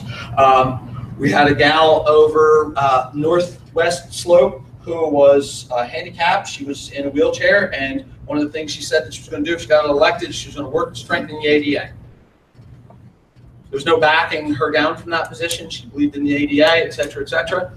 We had internal battles going on within the party. She's going to damage the party because she believes in the ADA, et cetera, et cetera. She's running for state house. Nobody is listening to her views. She ended up getting a pretty decent vote total, and nobody has heard from her since. And we got to use the name Libertarian next to somebody who was otherwise not pure. And it's not like she got elected. And then Audrey Bray, same person we already talked about, she got a phone call for an interview from the newspaper, and her reply was, listen, I don't know, I'm just doing this to help my party. Big battle going on inside the party, exactly that. Oh my God, I can't believe you said this. Her husband, who was also running for assessor at the time, was like, what the hell did you just do? I can't believe you did that. It never made it into the paper. Nobody knew she said it. It's all fine. Party didn't come to an end. We did jump in registrations after that election. It's all good. So then you flip that and you go, okay, so we're only going to bring all divine intervention candidates who are polished, who can do a really good job. Anybody remember Rick Stanley? Yeah. He came to us, he was the Messiah. The guy had money, he was polished, was wearing a nice suit, could speak well, carried the message great, and somewhere in the middle of that campaign, the train came off the rails. And we had internal battles, and we had to have a court proceeding internally, and he ended up being censured and the whole bit. We had all of this mess from what everybody in the party thought was the greatest candidate ever in the beginning. The point is, you have no idea who's going to be a good candidate and who's going to be a bad candidate until you're well into the campaign season. In the beginning, you have no idea. Some of these people that I recruited that were like, gotta get them drunk in order to say yes, turn out to be great candidates and deliver the message like nobody else could. And this guy who came super polished ends up like doing more damage to the party than anybody else did. So that was the point there. So I have one piece of advice to give you: don't do it. What do we do next? Don't do a full slate. Just give up. Forget everything that I just told you, because it's a lot of work. It is a lot of work. There's reasons why you shouldn't do what I just told you to do. It's going to take more money than you think it will take. It's going to take more time than you think. You'll be pulling all-nighters. It is a lot of work. And you will discover that 80% of the volunteers who sign up to help won't. And so the handful of people who actually believe in this will be the ones left doing it. And just to reiterate, or everything I just said again, it's going to take money, it's going to take time, it's going to take a shit ton of work. I believe, as I said earlier, that Carla Howe is correct. Don't shoot for half. If you're going to shoot it all, shoot for all of it, or don't bother. And we've not bothered for quite a few years. It's 2017, we did it in 2012. There was a huge gap between 2002 and 2012. What happened? In 2004, I was basically doing this, and there were a few people on the board who were totally opposed to it. The purest argument, we're not going to do it, we're not going to be. We did that in 2002, and we had that girl from the ADA, and blah, blah, blah. And it was like pulling teeth and fighting battles internally, and I discovered I'm wasting way too much of my time fighting with the very party that I love so much. So I don't do it. I won't do a thing unless everybody here is completely unanimous that this is a good idea. If you're not unanimous, if one dissenting vote, that's all I need. I'm done. I'm not going to fight with anybody over the idea. You either agree with it and you all want to get on board and push forward, or don't. You all have plenty of other things to do. This is a lot of work. This is a lot of work. I've been there. I've done it. There's many nights that I was away. Frank Appleton will tell you that's the reason I'm divorced, is because 2012 was the final straw. There's more to it than that. But I can tell you what I won't do. I discovered I have boundary issues. I volunteer for this much and end up doing this much. And I suspect that just about everybody on this board probably can relate. I'll do this, and then you're this deep in when you discover, well, shit, what happened to that? I agreed to that. So I can tell you what I will not do. I won't run it. I won't pull all the requisite all-nighters. I decided at 53 I want to sleep. I won't make phone calls day and night. I won't risk my relationships with my friends and my family because I got to make one more call. I won't do the fundraising that it's going to take. I will not fight with my party to do this. And I will not be upset if you go, thanks for the presentation, but we're not going to do it this year because we haven't done it since 2012 and my heart's not broken. I'd like to see the party grow, but not if it's going to take fighting. What I will do is I will gladly jump in any capacity to help a group that's actually doing it. I'll direct volunteers. I will teach others how to successfully recruit candidates. It's not hard. It really isn't. You'd be amazed how many people thank you for the opportunity. They have no idea. The whole idea of the citizen legislature, They don't teach that in school. Nobody understands that you're qualified to run. Nobody knows until we call them and say, we'd like you to run. Am I qualified? I can't tell you how many times I've gotten that question. And many times I've gotten a thank you. A lot of the people who I've seen as volunteers since were people that we recruited. Sue, I can't remember what her last name is. She worked at a couple of the conventions. When she discovered myself, I ran with the 2002 full slate. I wasn't that very active then. I've been active ever since. So. I'm sorry, it doesn't always work out. Yeah. Sorry. But I mean, that's another thing. Is you get new activists by having run. I can't remember what Sue's last name is, but she's rejected by both other parties because of her sexual orientation. Oh, Susan. Okay. Oh, Susan, yeah. Active within the party. She was just a name on a piece of paper when I called her, and she was blown away by the fact it's a political party not only will accept her, but embraces her and wants her to be part of the party. So anyway, I will, in short, I will gladly help an effort. I will advise, having done it 3 times before. I will work. It's not like I'm not going to do any of the work. It's just I will not do what I've done before. It damn near killed me a couple times. So if you decide you want to do this, what's it going to take? Just to get started, first and foremost, you need quality lists. If you don't have a quality list of our registered libertarians, stop. Yeah.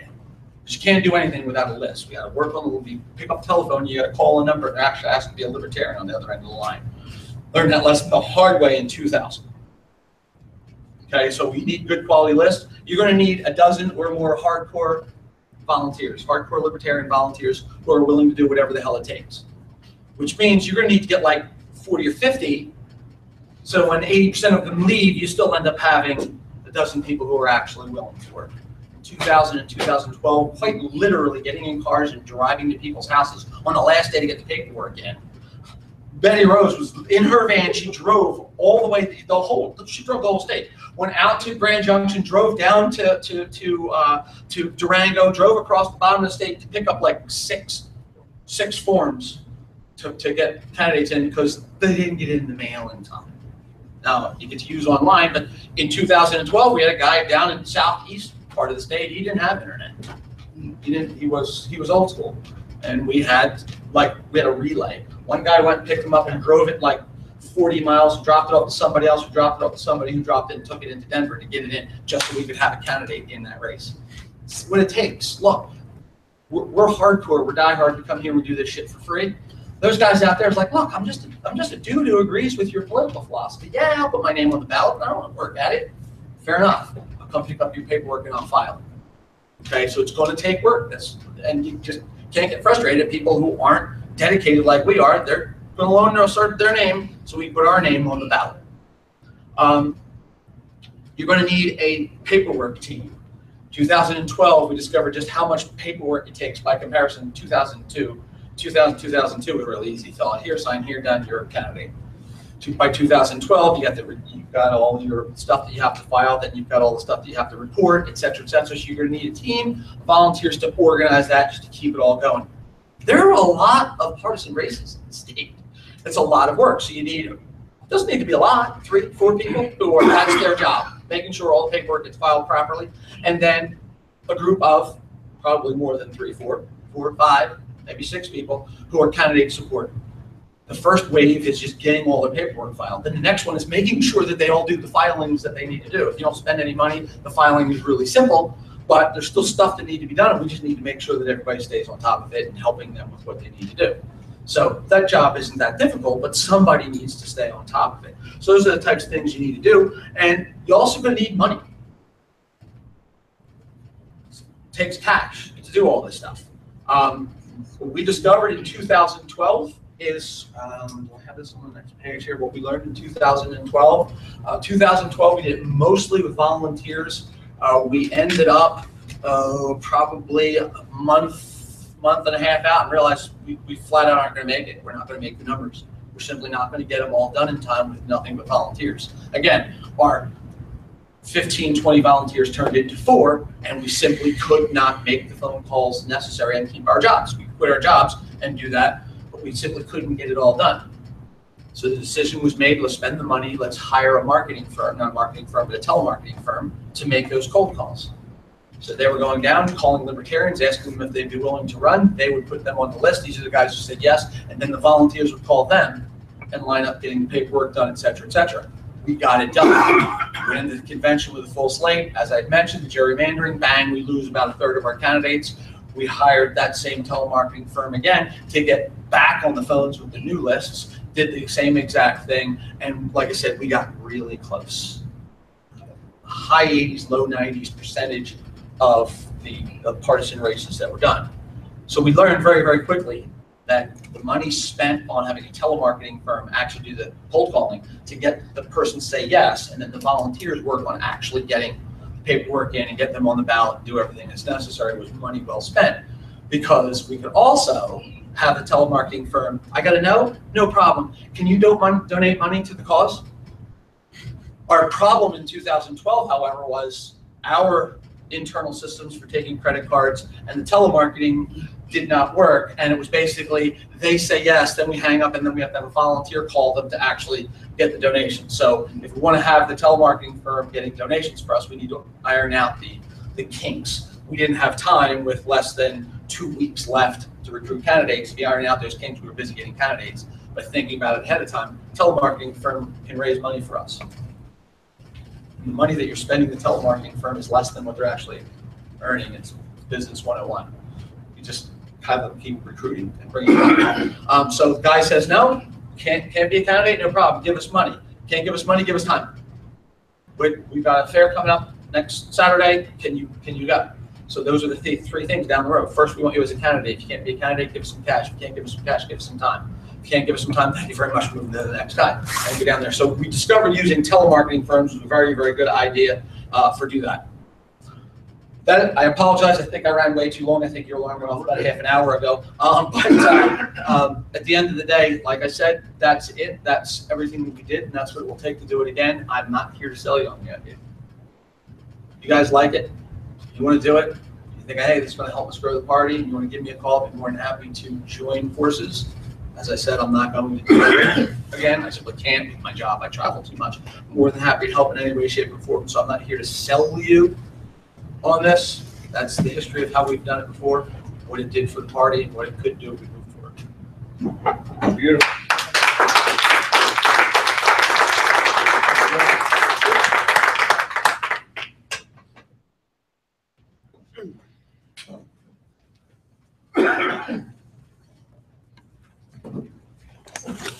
Thank you, David. The independent. Well, yeah, it was horrible. It was horrible. 2012 wasn't too bad, but the gerrymandering just stabbed us. Joe, while we have Joe here, anybody have any questions for him? Yeah. Joe, when would you want an answer from the board? Sooner the better type thing? It's not even, like I said, I'm not here to sell you anything. You don't need an answer from me. It's the other way around. So what answer would give us the most advantage in your mind? Well, starting as soon as possible. There's one thing that I had left out in there, and that's the fact that in 2018, you have more than twice the opportunity you have presidentially, because you've got county races. Right. And so they're all partisan as well. And so I can tell you what I will do, what I can bring you. I heard you talking about Weld County. That's where I am. I will recruit Weld County, and at the convention, you will hear whoever happens to be our chairman at the time, if we have one, will stand up and offer up for the body our slate of candidates for Weld County. So I'll tell you that whether you do this or not, Weld County is coming with a full slate of candidates, provided that I can get a list of Libertarians in Weld County. But it's more than twice the work, but more than twice the opportunity, because there's that many more Libertarians. When I did it in 2002, which was again a governor race off year, so we had the county, started recruiting in October the year before. So you're there full year. Yeah. So you're there. It's September. Yeah, well, yeah, that's absolutely why I want to do that here as quick as possible, so we can get the presentation. Okay. So, I mean, the first step would be wherever you have county organizations, you start that conversation with them now. here's your list in the county. Now we want to organize because we don't want to be calling the same guy that you're calling. But we want to take a look at this and go, okay, where we have 600 guys that happens to be in county district, this house district, etc. Let's figure this out, this list. From this one, you try to find a county commissioner. From this one, you try to find a treasurer. From the, you follow what I'm saying? You don't be backtracking on the list. When we first did it in 2000, and Norm Olson was the poor guy. He was campaigns director, and he was kind of a line holder board member, and suddenly became like the most important board member there was. Because, well, sorry, Norm, but nobody told me that it couldn't be done, so I didn't realize it couldn't. So he gave me the list and said, start working on the congressional districts. Well, the list was very short. So I'm like, we've got some state house districts that only have 3 people living in it. If that guy becomes a congressional candidate, I only have 2 people to recruit from. I want to recruit from the bottom up. I want to fill the house districts, then the Senate districts, then the congressional districts. And he's like, no, you don't understand how much work this is going to take. So just give me the list for the house districts. And he was waiting for me to give him the 6 congressional candidates. And a week went by and I gave him no names. He's like, are you calling them? I said, no, you didn't give me a list. He gave you the list for congressional districts. No, I need him for the house. He's Johnson. So he finally gave me a list. Then the names start coming in. First 12 today, 18 tomorrow, and 20 the next day after that. And we filled them all up. And just next thing you have a full slate. So we have so many more registered libertarians now that it's not that much of an issue. You probably don't have house districts where you only have 3 libertarians living in it. But you do have to take a look at that. Because if you've got a house district that only has a handful of libertarians and you go and you recruit, There's still some pretty isolated counties, but yeah. I get right. what you're So saying, that's what you want to break it down from those small races first to make sure that I'm not recruiting. And hopefully we don't have to recruit congressional districts this year. Hopefully we've got enough actual libertarians who want to be candidates that we don't have to recruit. In 2000, I think we had 2, maybe 3 congressional candidates that came forward. We recruited the rest. I'm hoping that where we are in our party now, that we can get on top of the ticket of people who actually want to be candidates. You don't have to do that. But it's this state house and state senate that, let's face it, it's where we are in our party's history. We just got to recruit. So, thanks. All right, beautiful. Thank you, Joe. Thank you, Joe. Thank you.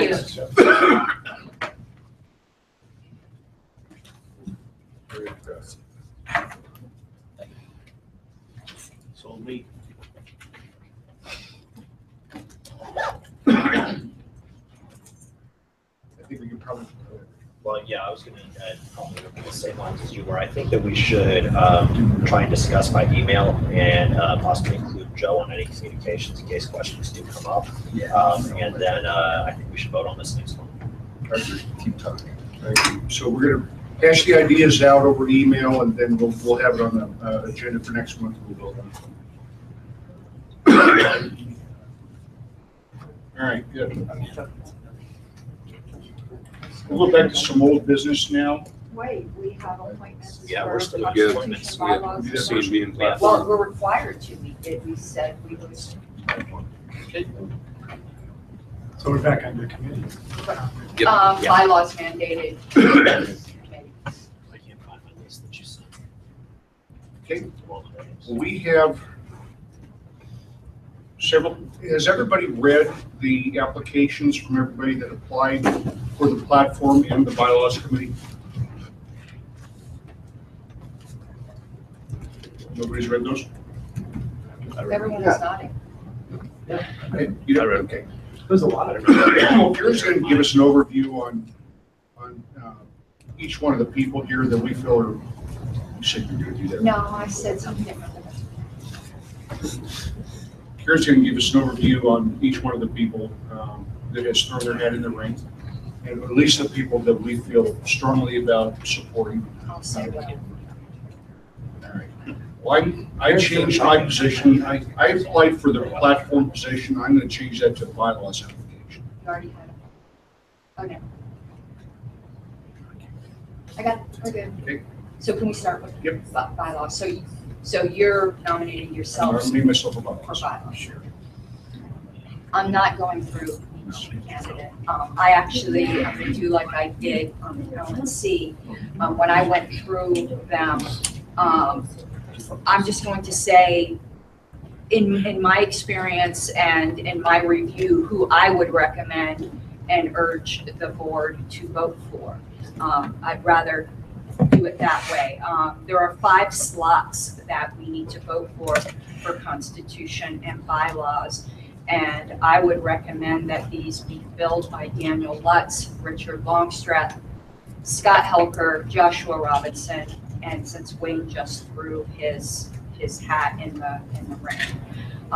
If anyone has any questions as to why I recommend these persons and why I didn't recommend other applications, you can ask me, but that is who I'm urging the board to vote for as Could you go certified. through those names again?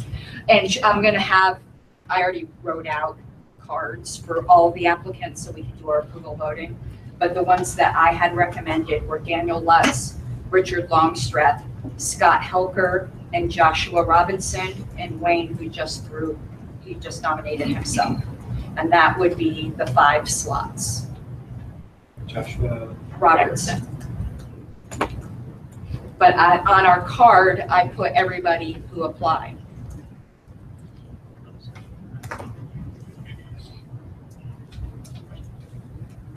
Go ahead, that's what's up. Well, I don't know if anyone else wanted to speak. Anybody else want to throw their hat in the ring? Or speak to a candidate? Is there anybody else that you want to nominate? This is in addition to the affiliate appointees. Yeah, it's separate from that. Their deadline Which is is- next month. You, me, Yes, Seebeck. yes. But the affiliates technically can withdraw and change their nominations by next month, so we're not dealing with the affiliate ones right now. So from what I understand, correct me if I'm wrong, we'll be doing this in approval voting.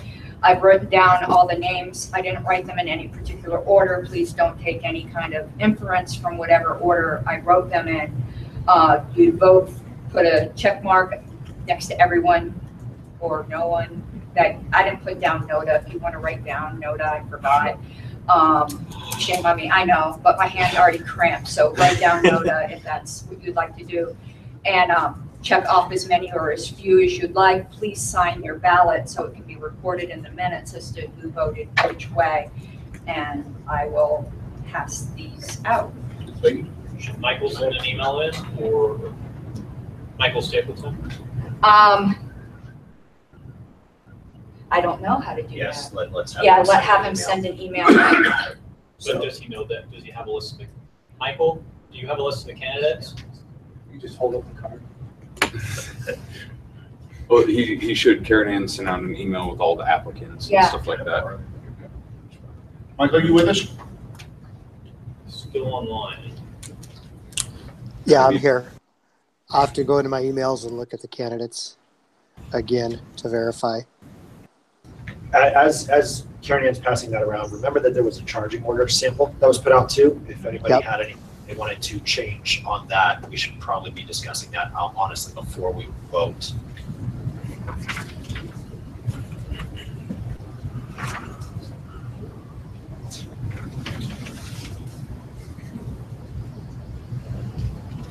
That's 6 for 5 spots.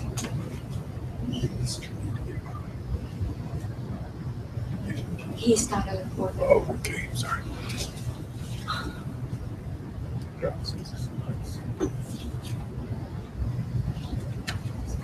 If you wanted to hold this up for Michael, I had an extra card.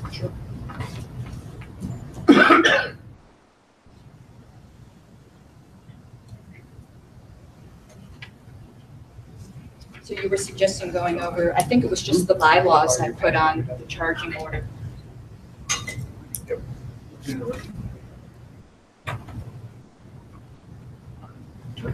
For the charging order, I just quoted the bylaws. For autonomy, I put committee must operate within the bounds of the RONR and our bylaws. It's autonomous from the board in every other manner, except as provided in the bylaws. We're not allowed to influence those committees, and that we request monthly status reports from whoever the chair ends up being in your committee. For transparency, all formal committee meetings shall be noticed to the general membership so that any party may attend as a visitor. Coordination on this notice will be made with the outreach and communications directors. No published minutes will be required, but a final report should include notations on minority opinions. And the final report is due to the board for publication to the membership not later than 6 weeks before the party convention. It's the exact same thing for bylaws and platform.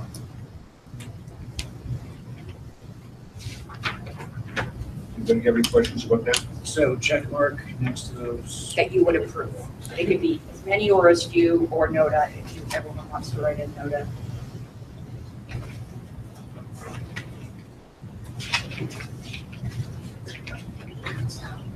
And also, from what I understand, there will be additional rounds if 5 people don't get the majority. So this is a multi-seat race.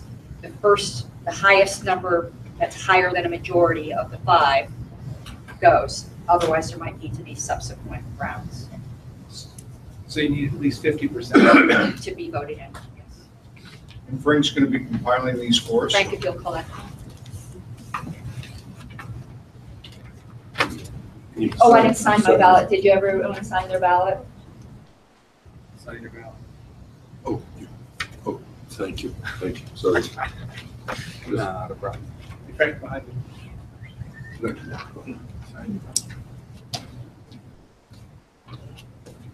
Thank you for sticking around to help us, Frank. No problem.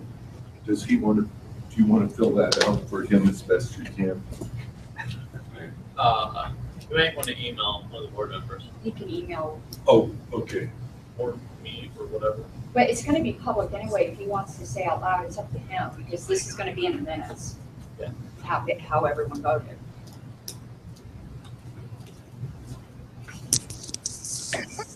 I just sent my votes to Clayton. Okay, you right now. Do you need some help? Sure. Don't trust me. You're gonna have another one in a second, Frank. Pardon me? You're gonna have another one in a second. Right, Clayton's writing okay. down what Michael instructed him.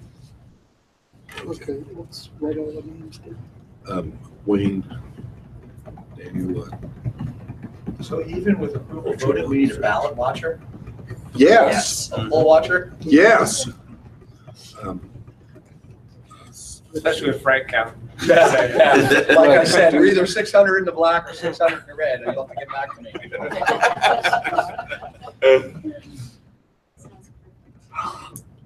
It's like Frank, Michael in jail.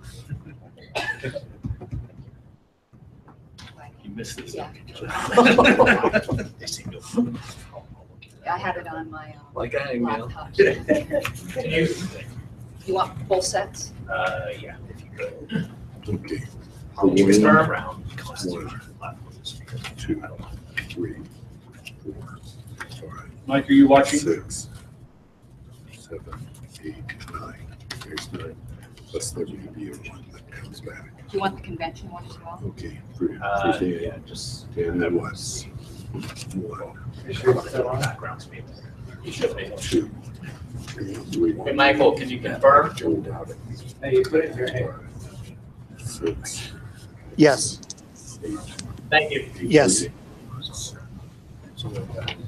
couple of his answers. Richard. Oh, yeah. Late return. 2. You know what you missed in your report? It's not just you're on the ballot, you make it sit there on election night. What? Actually, That I is was, really well, it's a slide that I left out, you know, Richard. housekeepers, everything that happened there. I did have it in the slide, sort of, there was in fact, we got 0. We weren't listed in the candidate Has section everyone of turned in their 2000. ballot? Spike back with full slate. You remember that? Well, we can We ended start up having. voting on that. Or do I want to wait for the results? The fact that There's so as long as the multiple, Libertarians- some people applied for both, I don't know if that's a And decision. now listen to the candidate. He did that, the Greens owe us. Hey, guys, Gratitude. let's refocus here. How long will that be, Frank? It's gonna take you a while. We'll go ahead and go to the platform applications next. We'll be right with you as soon as we can. Okay. I didn't answer my question. I know. That's fine. Give me 5 to 10 minutes. Try asking them if you're gonna go to jail because you don't have enough money in your account. It's all true, Joshua. We may as well go to the platform committee charge in order. Everything's the same as the bylaws. You want to go ahead and read off who the people are that have all thrown the head in the ring and then. Okay, I'll give Seven. a, Yeah, first we of can all, Carpool if need be. You gave them? Sarah Ellsworth, who's the historical committee volunteer with me, You guys, asked to be nominated. She didn't fill out an application because she wanted to talk to me personally first about what would be required, and I see her on Saturday, so I told her I would nominate her after I answered her questions. The names of everyone who have applied are, including Sarah Ellsworth, who I nominated, myself, Clayton, I can never pronounce your last name, Clayton, Daniel Lutz, Emilio Esparza, Joshua Robertson, Marcus France, Robert Davis, Scott Helper, Sarah Cannon, and Scott Roberts. And how many people can we have on that? hey guys, please take your conversation outside if you're gonna have a conversation. So how many people is that, a 5-person? Yeah, well, I'm waiting. Sorry. Sarah did not get this you later. So there are 1, 2, 3, 4, 5, 6, 7, 8, 9, 10, 11 people who applied. Wayne withdrew his name. We have 5 slots to fill. I'm going to speak to my recommendations, and of course anyone else can as well. I do recommend Sarah. She's just a fantastic volunteer and has the background necessary for platform and is just passionate for history. I obviously would recommend myself. I like to see continuity when we've had such a drastic platform change. Just as a word to help guide, if anyone has questions as to how we got where and stabilizing for us.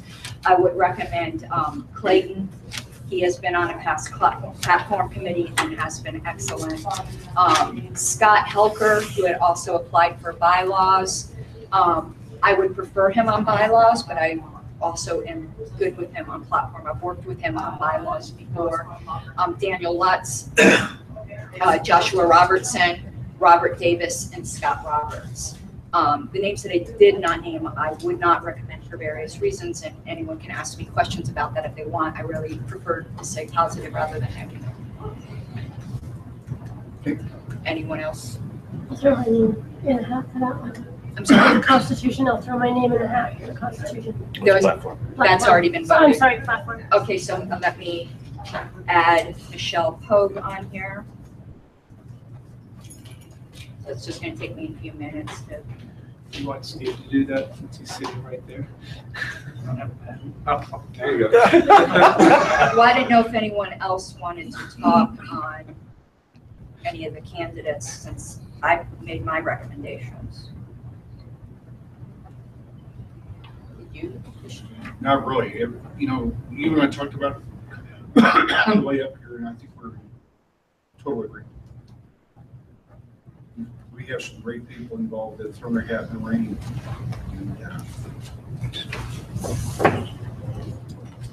I remind everyone that these are our governing documents.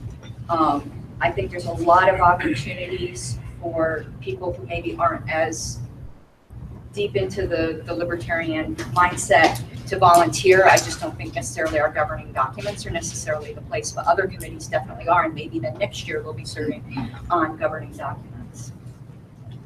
Can you pass me around one that's full so I can get the names? Yeah, I'm gonna get that to you in 1 second. I'm just writing Michelle on each of these. We have some that are done. I don't know how many Oh, last year, will but you pass this 11 around people to- shooting for 5 spots. That's pretty good. And I'll read out again who I was, you're gonna pass them out?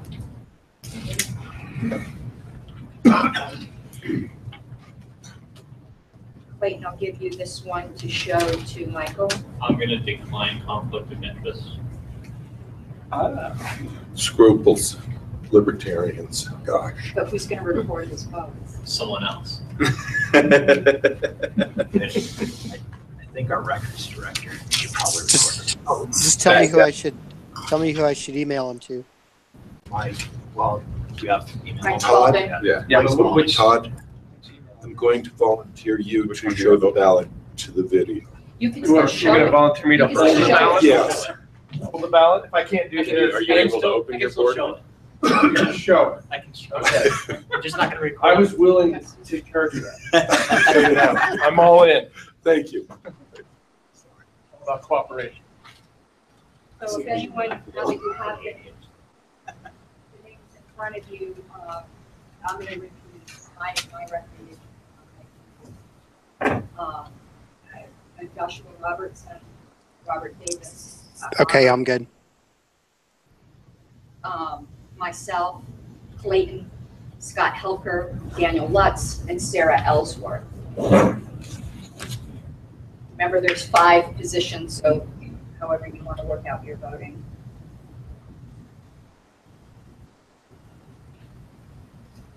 Where's the stuff? Those are the top 5. Okay. 1, 2, 3, 4, 5. And all 5 got a majority. Yes. 10 ballots and. Oh. Mike's gonna do that, sorry. Who wants to take my email ballot? Send it. You guys send it to somebody else. You can send it to me. Send it to vice chair. Okay. All right, looks like. Send it to the board. Well, it's gonna be public on the minutes anyway. Okay. The ballots for, that's Mike's, State's ballot.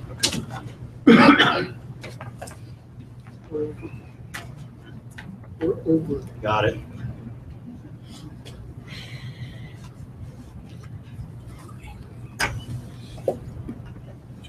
No, just pass those to Mike.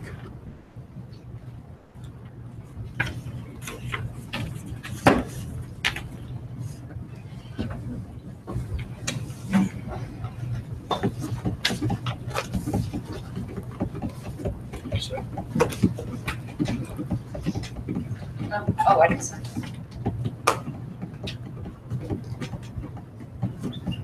And if you would give the completed ones when they're all done to. I got it. Yep.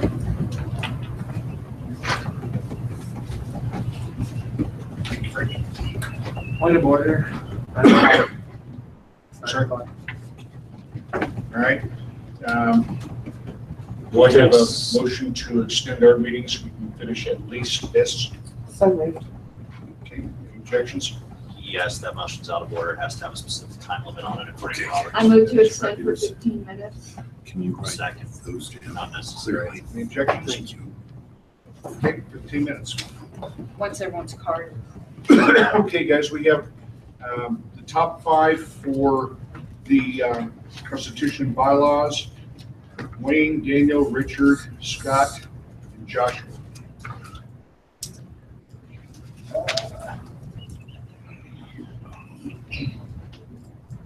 So We need to.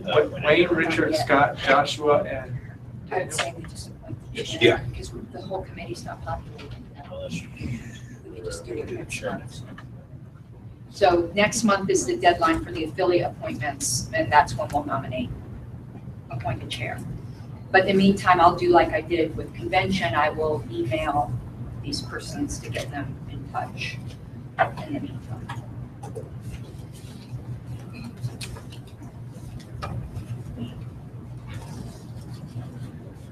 Well, guys, while we're waiting for the compilation here, we may as well handle a couple items of old business. We're not going to be able to get through everything here.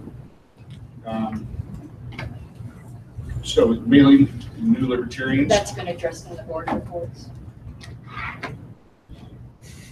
Development group names, you touched on that as well. Well, we were No, we going to didn't. make it, I moved to postpone this last time until this meeting because we wanted to see what the LNC was going to do. Now we know what the LNC did, which is nothing when it comes to the names, which is what we wanted. Oh, okay. No, that's what I wanted. That's true. But now we have to decide, and I actually recommend that we put this to the policy manual committee and let them make a recommendation. The 2 people that care most about it are in the policy manual committee. So wait, you want to take the debate off the floor and move it there? Push it Well, back to committee. the board can always override, Yeah, that's true. and those meetings are open. They are. I'd be okay with the kick. If we're gonna sit and watch the debate, we can do it through committee or we can do it here. Bring your popcorn, guys. Thursday night, 9 o'clock. I would move that we assign a recommendation for the development group names issued to the policy manual committee. I'm not sure the spelling on some of this. No problem. Any discussion? Close. Any objections? Okay. Then the motion passes. Yeah, no, they're just tempered when there's no changes. Okay. Okay. Sarah, Sarah. The adopt a road, we were going to handle that this month, but looks like. Two. It's postponed until November. 3. Yep. 4. 5. Email we discussed. And 6. open emails, we've already talked about that. And then the results of Michael's motion, we already know what the results are, but we bring it up in this meeting. That was a 9 yeses and 1 abstention. In the event that we can get the space, if we cover for the Chili Fest, we'll have a. 1, 2, 3. New business, we might be able to get through this whole thing. I think we can. 6. Karen has put together a resolution you guys should all have had Please. a copy of. It's also attached to the It's bottom of the attached to the agenda. bottom of the agenda, but I'll read it out loud, because I'm gonna move it at this time and we can debate and discuss. Proposed resolution is whereas the Libertarian Party of Colorado supports the free market and therefore free trade amongst individuals, actually among, not amongst. Whereas while free trade may include co-ops and resource pooling, it must always be voluntary. Whereas the Libertarian Party of Colorado strongly supports the rights of individuals to own private property, including land and housing. Whereas the Libertarian Party of Colorado supports the rights of individuals to engage in contractual agreements of their own free will, including real estate rental contracts. Whereas ownership of private property, including land and housing, does not require continual and personal use to exist as justly owned property. Whereas these have been part of the principles of the Libertarian Party since its founding, therefore be it resolved, the rent is not theft, and owners of land and housing have the right to retrieval of said property and other damages if voluntary contractual agreements are breached. Why is this necessary? Okay, I'll give the background or questions on the floor. There has been formed a Libertarian Party Socialist Caucus that has caused quite a stir, and that's. Socialist wing of the Libertarian Yes. Party? You guys order, please? Please. 0. I keep, when there's back talk, I can't hear. Robert. So there was a socialist caucus formed. Their rallying cry is rent is theft. They don't believe you have the right to ever rent out property. They think the only thing that can establish ownership is occupancy and use. Therefore, if you leave your property for a certain amount of time and squatters move in, such as just happened in Colorado, too bad, so sad, they own the property. Some of them have gone even so far to say, if I rented you my car and we had a rental agreement for that, but you just decided that you weren't going to return it, too bad, so sad for me for trusting you. And I have no recourse. So this is the types of things that are going around. This isn't the only state that's considering this resolution. This is modified slightly from Louisiana's resolution. Washington has indicated interest in it, as well as Arizona, where some of these caucus members are coming from, and some other states. Part of my motivation, A, is to make it clear where we stand. As you know, Deborah Shum had a big problem with this, and I'm sure she would be pleased to see us pass something. But I would like to see enough states pass this so that national will do something about it. It's a very small group of people. Do I think they're going to get anywhere? No. But you don't know, and it's really, at least on Facebook, tarnishing our image. National passed a resolution when they thought Arvin went off the rails with his military thing. I think it's perfectly appropriate here, where there are some long-term activists, respected activists that are very dear to me, that are involved in this. And I think it, just like we need to disclaim the far right, we need to disclaim the far left. So that's the background for why I'm proposing this. Point of privilege, I guess. I would like to make a comment. Go ahead, Michael. They've also gone so far to extend that not only are we talking about property and rent being theft, but in times of dire need and disaster, they have the right to claim and take somebody else's property without any type of recourse. While I disagree that the state should be involved with it, I do agree that private property owners have the right to protect their property and exchange something of mutual value for that property if somebody is in need of said property. I would add here, that hasn't been like an official resolution of this is where they're going. What I've dealt with here is what they've stood solid on, which is rent is theft. But yes, today they put out a pro-looting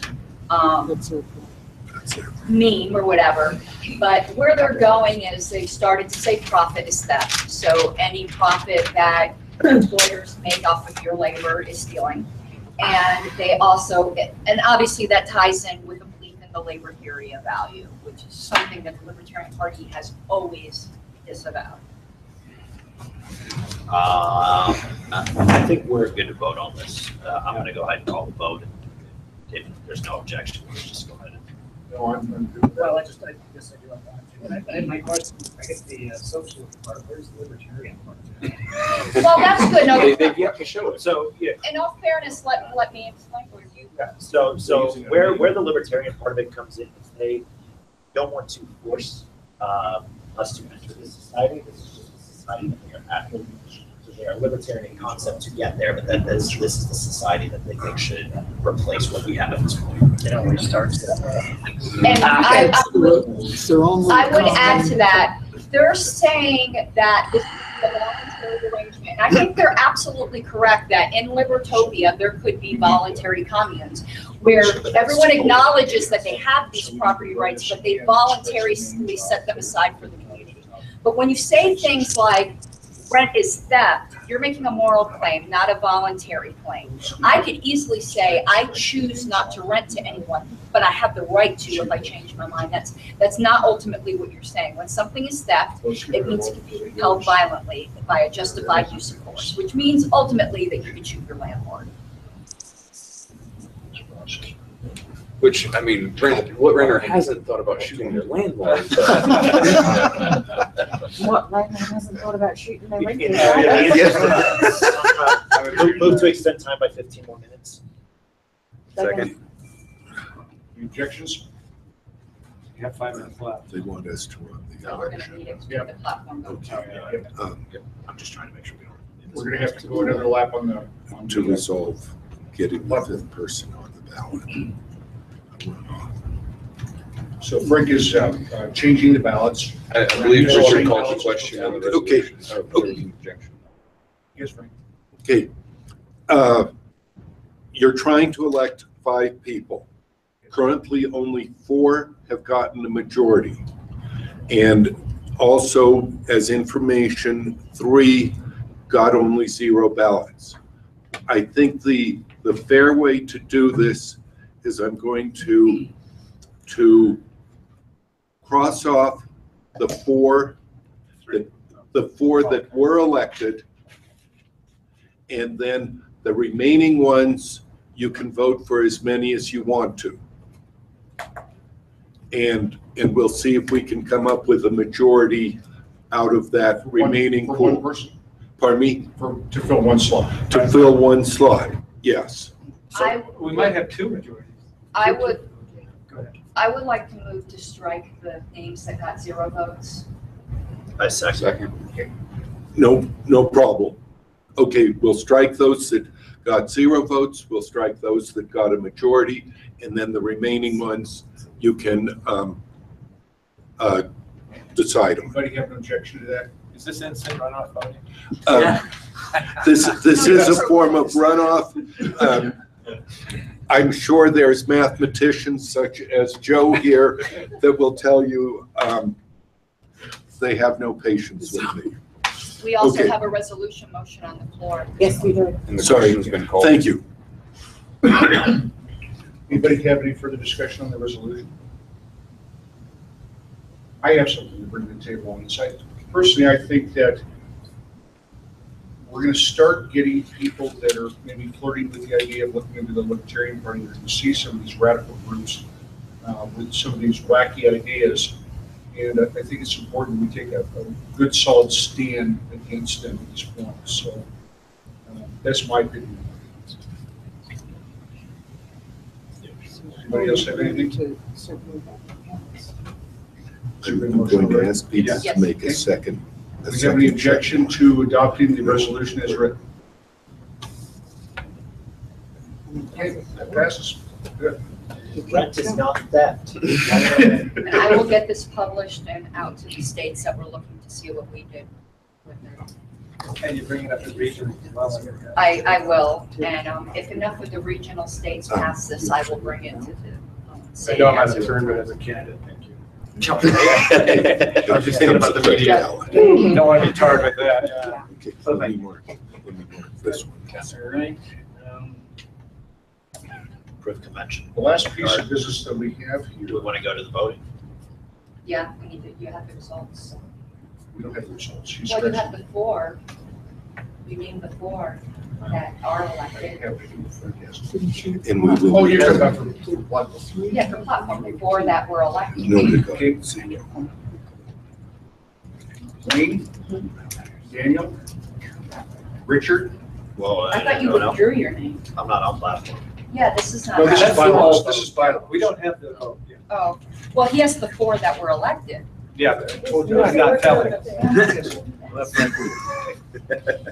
Hey, Frank, would you give us the names of the four people that we have already? Yes. Yes, Sarah Ellsworth, Karen Ann Harlos, Clayton Cassiano, and Michelle Pogue. For campaign, haven't you?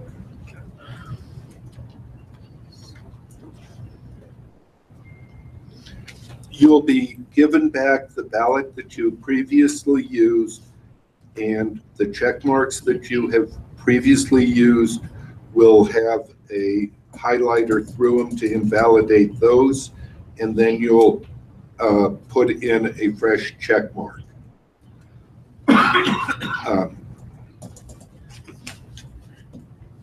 I'll be right with you in a minute.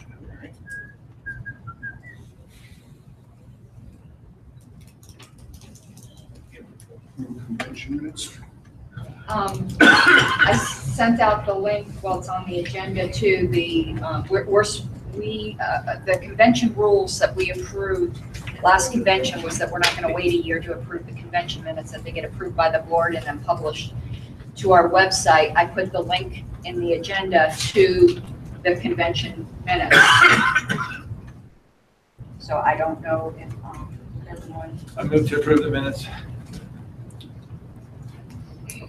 Unless there's a conflict of interest there.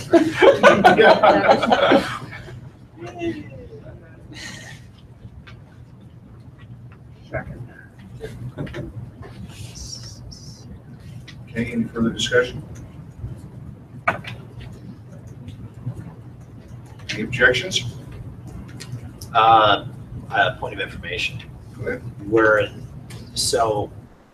And Karen Ann, this is probably a question more for you since you're more familiar with the process. I know what we voted at the last convention, but did we make these public so that way the public could voice their concerns on minutes? Yeah, there's a window of time. After we approve them, we publish them to the website for any objections, So that- and then we do a final That comes round. after, okay. Yeah. That's all, yeah. Yeah. Let's do it. Any objections? Watch this. That passes. Okay. Are the same ones crossed off on each one of them?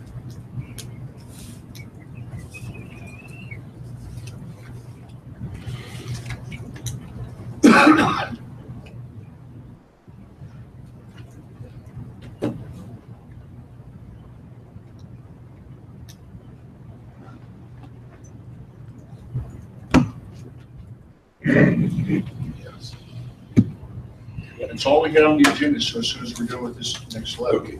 We'll be done. Okay. Daniel, your ballot.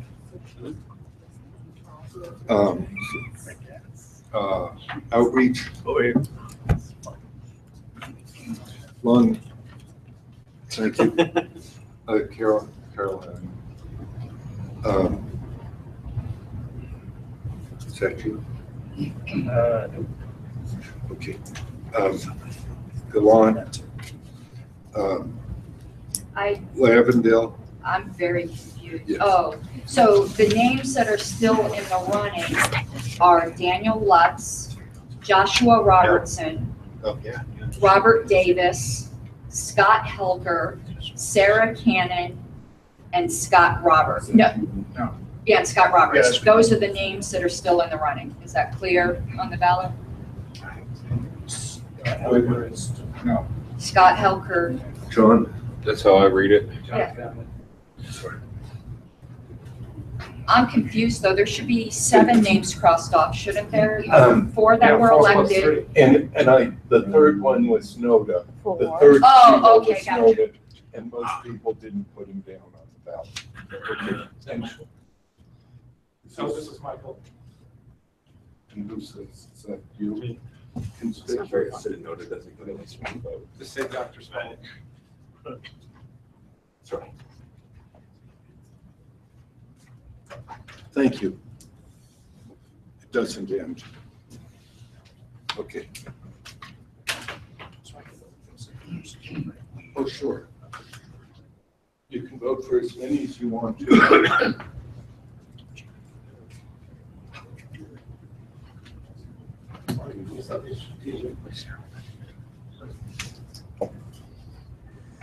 Got it, thank you. What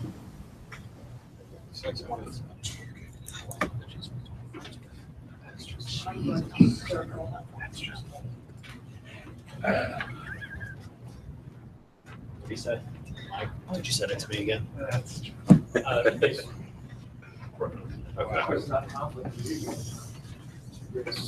Okay. Let's. Anyways. That's why he's a libertarian. Thank you. So you live up on Lookout Mountain? Yeah. I'm over by St. Mary's Glacier. Are you really? Yeah. That's crazy. You're actually the first person I've met that actually lives up in towards. Yeah, I actually live, It's just a single I live- so, you know where the fire I would've station is on checked. Lookout Mountain Road? Yeah. So right past that, you go up, and then Sunset Drive is right up there, I'm right at the top of that mountain. Nice. You ever As a trouble single with snow? No, actually, So there's. where our house is situated is actually great. It's such a flat. Yeah. Well, actually, it's between me and Kim. Yeah, I've been lost. Because Bloomfield's not Yeah, you too far can get from turned Lookout around. Mountain. It's always good. I'm closer as the eagle flies, but I've got to come down the mountain and then go back up. From my deck, I can see that saucer. Oh, what's his name? Woody The Allen. movie producer who married his Woody kid. Allen. Woody Woody Allen. Allen. There's the definition. Sorry, I apologize. We're off track. All right, we have nothing else to talk about at this point anyway. Yeah, I can see that house. We're on this side of the freeway, and it's straight across on the other side. I stare at Actually, that the every time architect I who drive built by my it. house and the architect in that house were best friends in For 1963. Robert Davis. They watched them. 63. Well, they were best friends. 1 year old. They were friends for 8 months. And then The baby was born. and then he rented his house, and the people renting it shot him. No, I'm kidding. That's a better story than mine. I was just bringing that up. Okay. Put a little comedy. No, yeah, it's cool. Have you been to that new barbecue? There's a great new barbecue restaurant up in the Genesee Town Center area. I don't actually get down there to shop very often. In fact, if I leave my county, it's a miracle. It's just it's campaigning through a whole district. I'm having to pry myself out of the mountains. But I've got a great excuse. Like my primary job right now is I'm a stay-at-home dad. Oh yeah. So I actually leaving the mountain is a rare thing. This is probably the most consistent thing that I do. Very cool. Well, now you're a dad. Apart from being a dad, So yeah. you figure out why approval voting doesn't work, Frank? I know why you don't want me to be running your next election. That I do know. But Mike, it's personal between, Mike was with me when for not Western Conservative Summit. He'll tell you the story. Tell the story, Mike. Yeah, please don't distract. You know that time we did that Right. thing. Let's just say that sometimes the counting gets complicated because every ballot has all the different ones. One. Like our hanging chads. Yeah. Okay. Dimple ballots. Wait 1 second. How many ballots do we have? 1, 2, 3, 4. If you charged it. I've got a new campaign. 7, 8. And there was a 10th ballot. There's a 10th ballot. There's a ballot missing. Oh, it's me. Trying to throw the election right there. That's good. Voter fraud. I think we should set up a committee to investigate this. Right. It was voter fraud. They weren't getting the result they wanted, so it went got more. Anybody here from Chicago? Okay, great. Daniel Lutz got 6. He got a majority. You're out of here. Were there any other majorities? No. Okay, that was good because it could have been. Well, Oh, we depends on who easily. got the most anyway. He got the most, yes, Whoever got a majority with of no the- ties. No, it would have been whoever out of the majority got the most. Only if there was a tie, like there was in the LNC 7 times, and we had to do. No, maybe it was Maybe 5 8 times ballots and between it went- me and Aaron Starr. 10 ballots, and it At went one to time- two. at one 10 time- people voting went to 2 ballots. A like round of calling New applause Jersey. for David, who helped me and made it possible. And change some of the votes so we get it done. Yes. All right, guys, we got a movement to adjourn. So moved. Not Any necessary. objections? Not necessary. That's right, automatically expires in 2 minutes. Yeah.